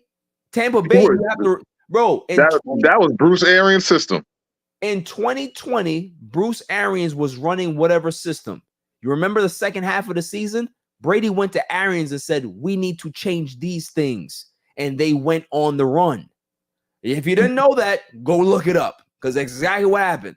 So this is what I'm saying is that great people with great minds need to be in a partnership. And if they don't feel that that other person in that partnership is their equal, it's going to be problems. Darvin Ham was not LeBron's equal. No. Frank Vogel, not LeBron's equal. David Blatt, not LeBron's equal. Right? Mike Brown at that time, not LeBron's equal. Like all of these guys that have come into his life in regards to head coaches have not been the guy to be able to further and further along his career or have him take a back seat. That's all I'm saying. Like I get the whole power thing, and yes, he's been wielding his power, but it takes another alpha dog to be able to have an alpha dog look at him and say, you know what? All right, cool. I respect it. Right? If you got somebody that's on your team that you know that is just as good as you, you're gonna respect that dude more than the guy that isn't. And that's just the way life is. Just the way life is. I feel you on that, but my thing about LeBron at this stage is what LeBron says he wants isn't what LeBron is working towards. What LeBron is working towards is keeping his situation palatable for him. What he says is he wants championships. He's not making the moves and doing the things to get those championships. Like, I don't think the Lakers are a bad team. I just don't think the Lakers have a chance to win the championship. They don't have a chance of coming out the West. So when you say LeBron is not doing the things to win a championship, explain. LeBron needs to leave the Lakers. If he wants to win a championship with the Lakers, why would you say that he's not doing things that's needed to win a championship? He can't win a championship with the Lakers. Like cut and run. Cut and run. He needs to all of that building and doing all of this and he needs to give all of that up and go to something that's ready set. You're a Knicks fan telling me this. You realize that, right? Yes, I am. You have Julius Randle on your fucking team. Don't tell me about any team not being ready for no damn championship. Your team is all right. Don't overstep your boundaries. That's all I'm saying. As a Knicks fan, don't overstep your boundaries. 4 years ago, we was busting ass. We was in a Western Conference Finals last year. Western Conference Final, we lost to the NBA champion. You try to tell me that this team is not close enough to win a title? What the reason is that you have a stupid ass coach that got fired. So this segues now into my situation now, or the last segment before we go into W of the Week, is that you need to get a guy that's smart. And Ty Lue is the head coach of the Clippers right now. He has 1 year left on his deal. They have put out rumors, and Woj is the message boy for the Clippers, said that the Clippers, they want to sign him to a long-term deal. Ty Lue has come out and said that he wants to stay with the Clippers. He doesn't want to move around. So all signs and all roads point to him signing back with the Clippers. However, it hasn't happened yet. And every day that it doesn't happen, the noise gets louder. Every day that they don't get a deal, the noise gets louder. I can't help to think that LeBron and Ty speak. So all the time. It's either the only way that this is going to happen is if Ty Lue goes in management and said he wants out because he has another year, right? So they can honor it. They don't have to honor it. But we're going to see what happens. But if it's not Ty Lue, the guy that I want is as everybody knows, it's not Mark Jackson because Mark Jackson ain't never going to get a shot. I understand that. I think I'm off the Mark Jackson narcotic right now. I think you have to be. It's JJ Redick. I don't care what nobody wants to tell me. I don't care what nobody wants to tell me about anything going forward about he doesn't have experience, he doesn't this is da. You gotta understand that there's certain times in history where you see guys come along with that IQ of theirs, it normally translates to being a head coach. Steve Kerr was a guy that got coaching 101 from the two pillar greats, Greg Popovich, Phil Jackson. You don't think that he was actually going to become a head coach, a good head coach? It was going to happen.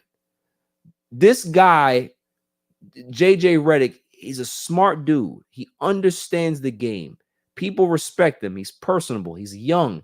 So there's two things that the Lakers need. Obviously, you need complete opposite from what you have from Darvin Ham, right? You need somebody that the players are going to respect. You need somebody that's going to be able to hold their own in the press conferences. You need somebody that's going to take accountability. You need somebody that's going to be able to make good adjustments, make good out of timeout plays, execution, make sure the players are ready to play coming out of halftime. All of these things you want a different situation. The other part of this that a lot of people are not talking about is that you need a coach to be beyond LeBron James. When LeBron James retires, and it's coming very soon, right? You still need a guy that's young enough that can be able to grow with this franchise, build up the next generation of players, right? Develop guys.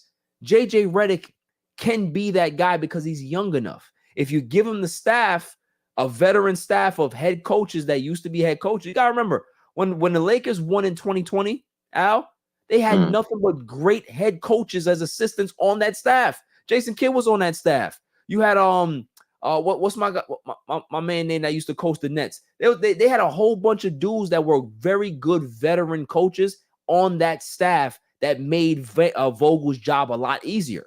When you have that group of guys that you can be able to lean on, it's very important. So who's to say that JJ Redick can't have some veteran coaches on his staff to be able to help him along and help him with adjustments, help him with this, help him with that. But if the IQ is there, if the image of him being a professional knows how to kind of relate to his players, that's what you're looking for as a head coach, out of a head coach. And also, too, the fact that he's young enough to be able to develop that team going forward. So I don't think his age has a lot to do with number one, I completely disagree with you as far as JJ Redick for the Lakers, because like you said, LeBron, smartest man in the room. Right. JJ has that same I'm the smartest man in the room tendency. Those two things are going to clash. They don't. That's where you're wrong. Similar the mind. JJ I've seen commentating on television is the one you're telling me doesn't have that type of attitude. He's what I'm saying is that he has confidence. I just explained it to you, and I guess it went over your head. LeBron is looking for an equal, because if he has an equal, he won't have to combat it, is what I'm saying. It's a partnership. LeBron doesn't need to be the alpha. If he has a guy that he can be able to speak to on an intellectual level, there's no reason to compete. If me and you can be able to talk on an intellectual level about a whole bunch of stuff, I don't need to be right and you need to be wrong. We're going to speak about things. We're going to be able to share ideas. But we also have to be able to speak to each other in a way where we can respect each other, not only respecting each other's intelligence, but respecting what each other is bringing to the table, and be able to go back and forth. LeBron has shown that, Al, is what I'm saying to you. I think LeBron can do it. I don't have faith in JJ. They're on a podcast. You don't see it already? Have you watched the pod? The podcast and having conversation is different between both of them sharing an equal goal and trying to figure out how they're going to get there. Absolutely. But guess what happened with Ty Lue? Ty Lue wasn't the head coach the whole year. You do know that, right? I know he wasn't the head coach. David Black got fired and he stepped in. So what's the difference?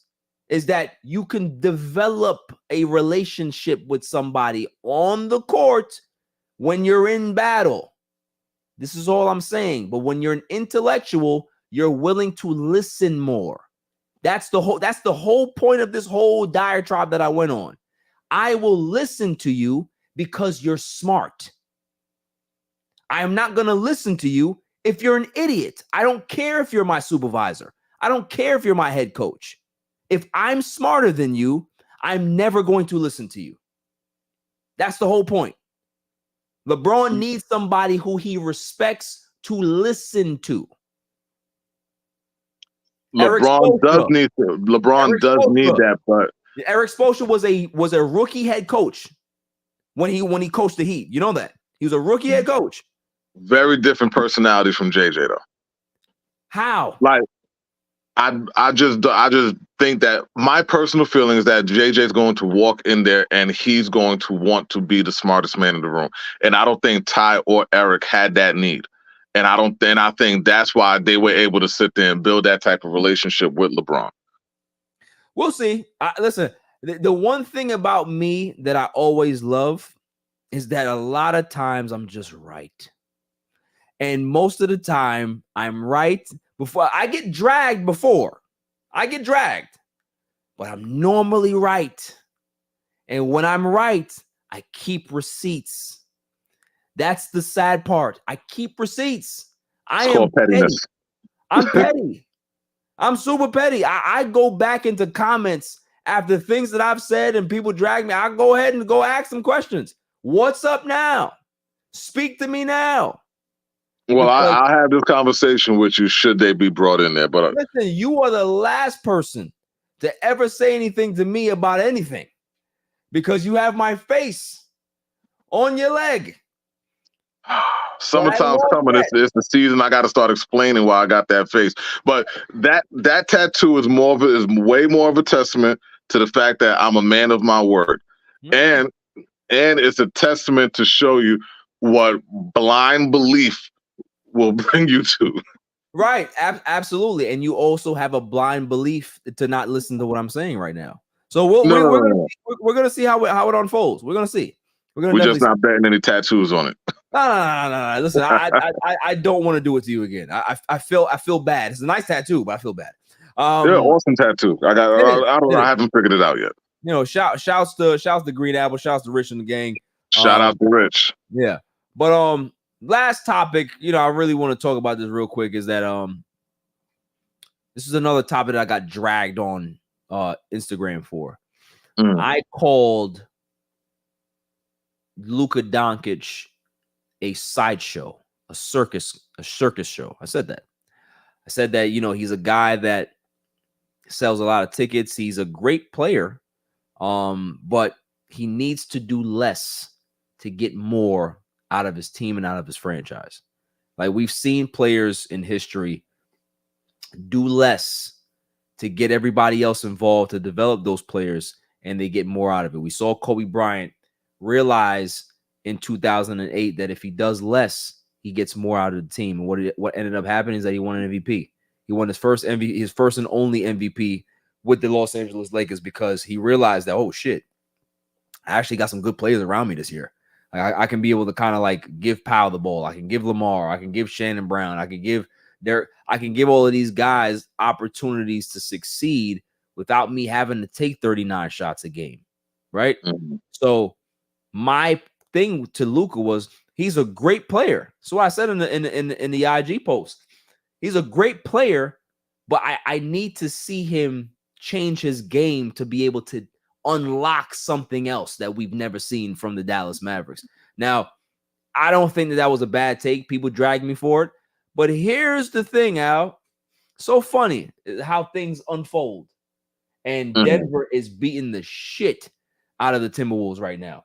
93-66. Beating. You want to make a bet? You want to make a bet in this series? I'm just saying, don't let Denver win that next game. That's what I'm saying. They win that next game, you in trouble. You in trouble. I said Denver's gonna win 2 games. Yeah, they're gonna win 4 games. 4 of them things. 4. So yeah, going back to Luka. So they dragged me. I'm telling people were talking about, I don't know, hoops. I need to go hang myself in a broom closet. It was bad. Oh, that's a little harsh. It was bad, right? You go ahead and check it. That shit got over like 200,000 views. It was bad, right? I'm just like, yo, these people don't realize what I was saying. Yeah, I come off my way of saying things is always harsh because that's just the way I go. It's real. Your delivery could be worked on. Yeah, I'm a truth. Damn that. I'm a truth teller. I'm gonna get to you straight. I'm not gonna butter it up like these people. I'm not one of these parents out here that tell you that it's okay to have a 9th place trophy. I'm gonna tell you that you suck. I'm gonna tell you that you suck, and you need to give it up. Go get a badminton, go get a badminton handle or something and go do something. Go play video games. But you ain't running no damn track. You slow. That's we got to work on your delivery. We got to work on your poofs. You ain't never gonna work on my delivery. It's got me this far, right? So all I'm saying is that they dragged me. But guess who? There's an anonymous source out there now that says that, oh, when Luka is not on the floor, if he's not playing in that game, they feel a lot more free and they actually love they enjoy playing basketball more. I'm paraphrasing, but that's pretty much what it is. So anonymous, guys, obviously, nobody's going to put their name on something. But it's so crazy that this comes out now because now, if true, what are your thoughts on that? Because I've said it. And if this is true, it kind of coincides with what I said is that it must be really difficult as a basketball player to play with a dude like Luka if you know that you have talent. That's what I'm saying.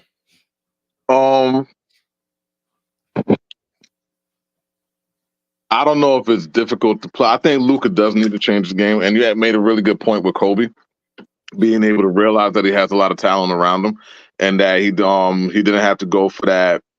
But what was it that Kobe used to say? You miss every shot you don't take. He didn't have to step onto the court with that mentality to necessarily be successful.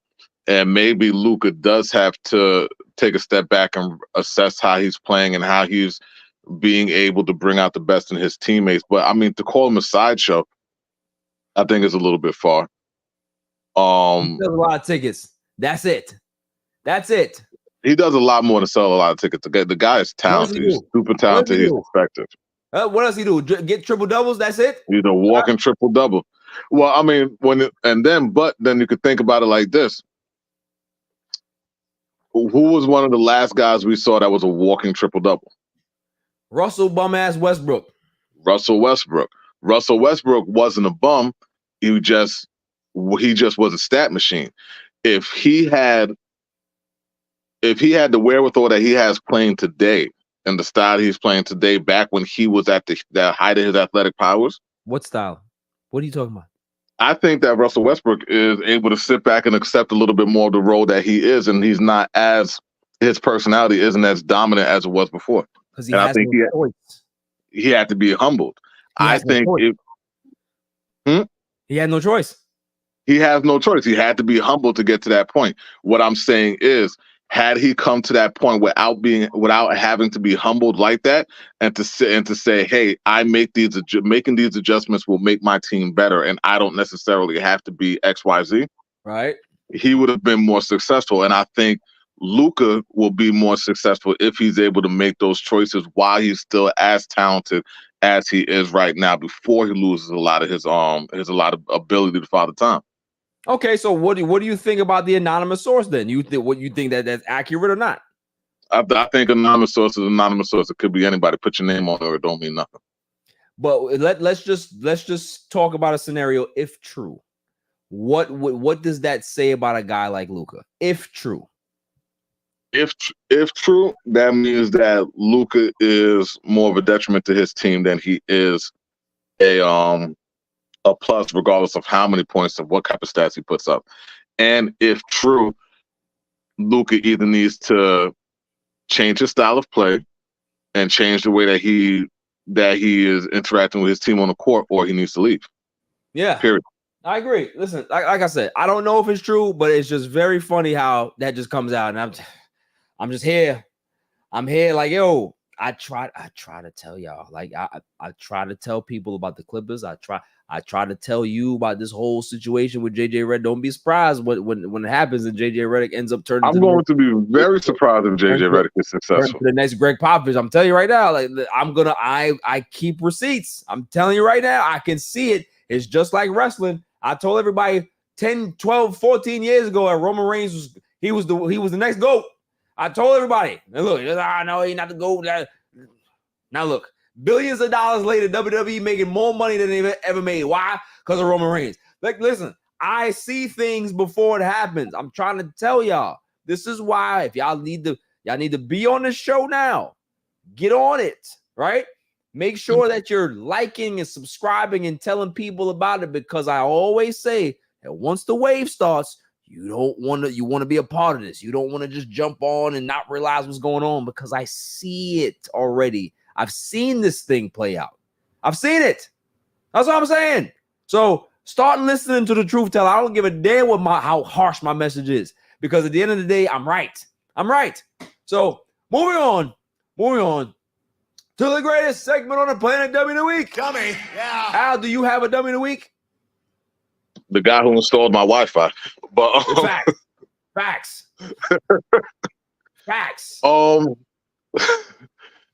Do I have a dummy of the week? You know what? I do have a dummy of the week. Who was it? My dummy of the week is Mayor Adams.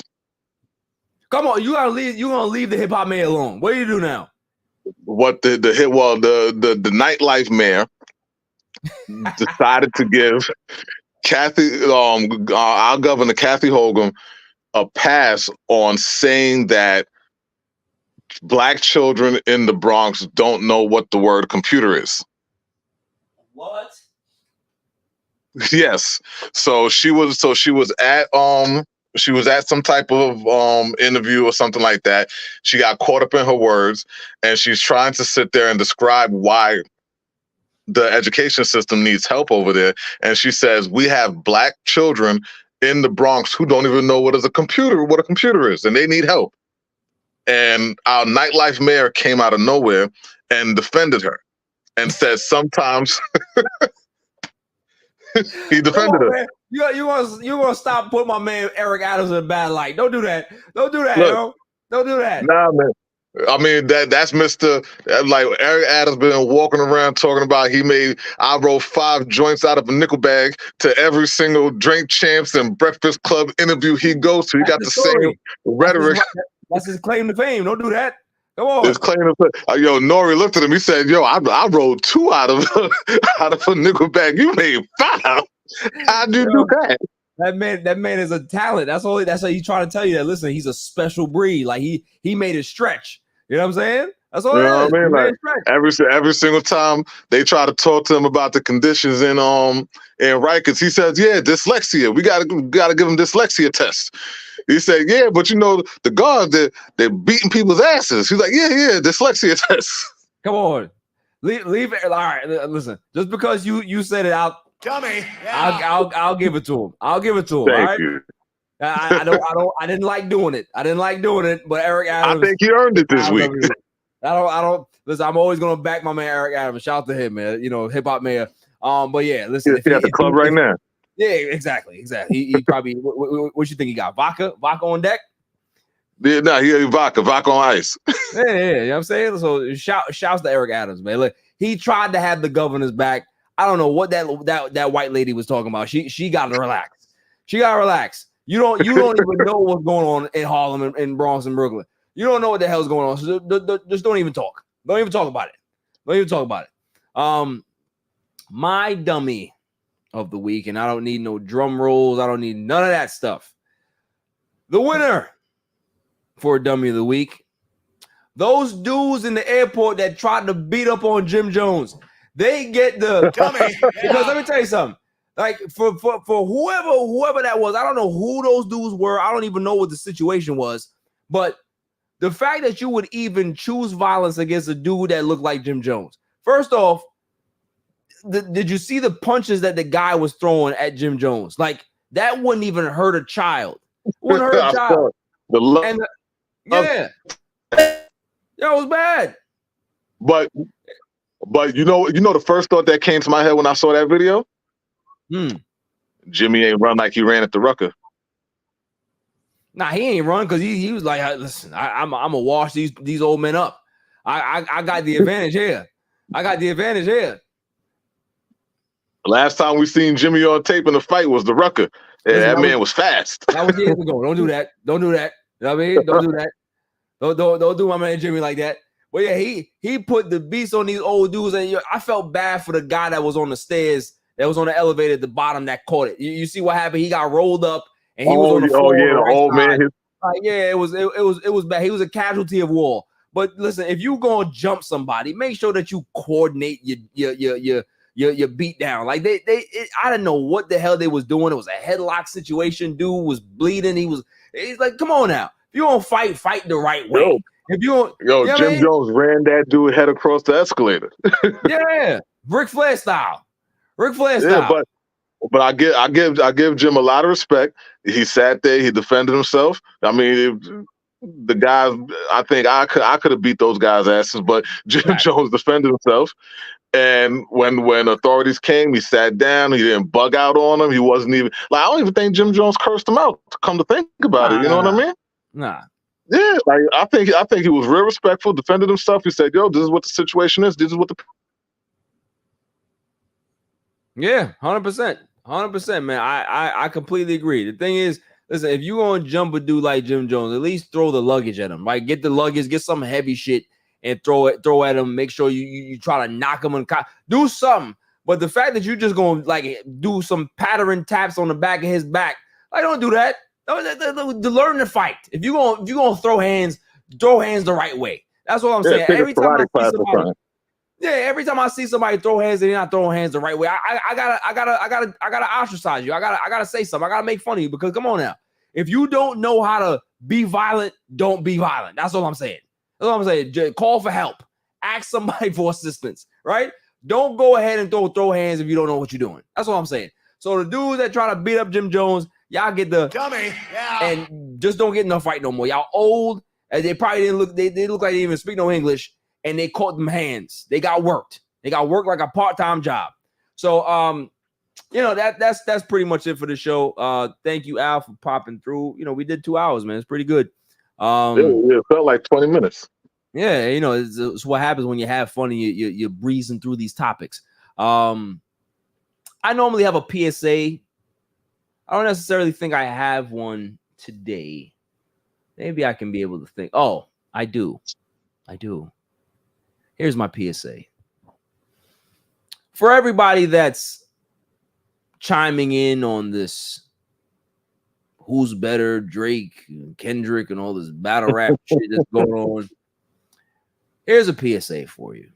Instead of worrying about who's better and what's going on and who's not getting the shine and who's attacking who, how about we just enjoy what's going on and appreciate that there's no violence happening in regards to these battles, right? Like it's just everything is on the singles. People are dropping records, and it's not going anywhere beyond that because we've lost a lot of dudes over the years to gun violence, to gang violence, to hip hop, whatever it is.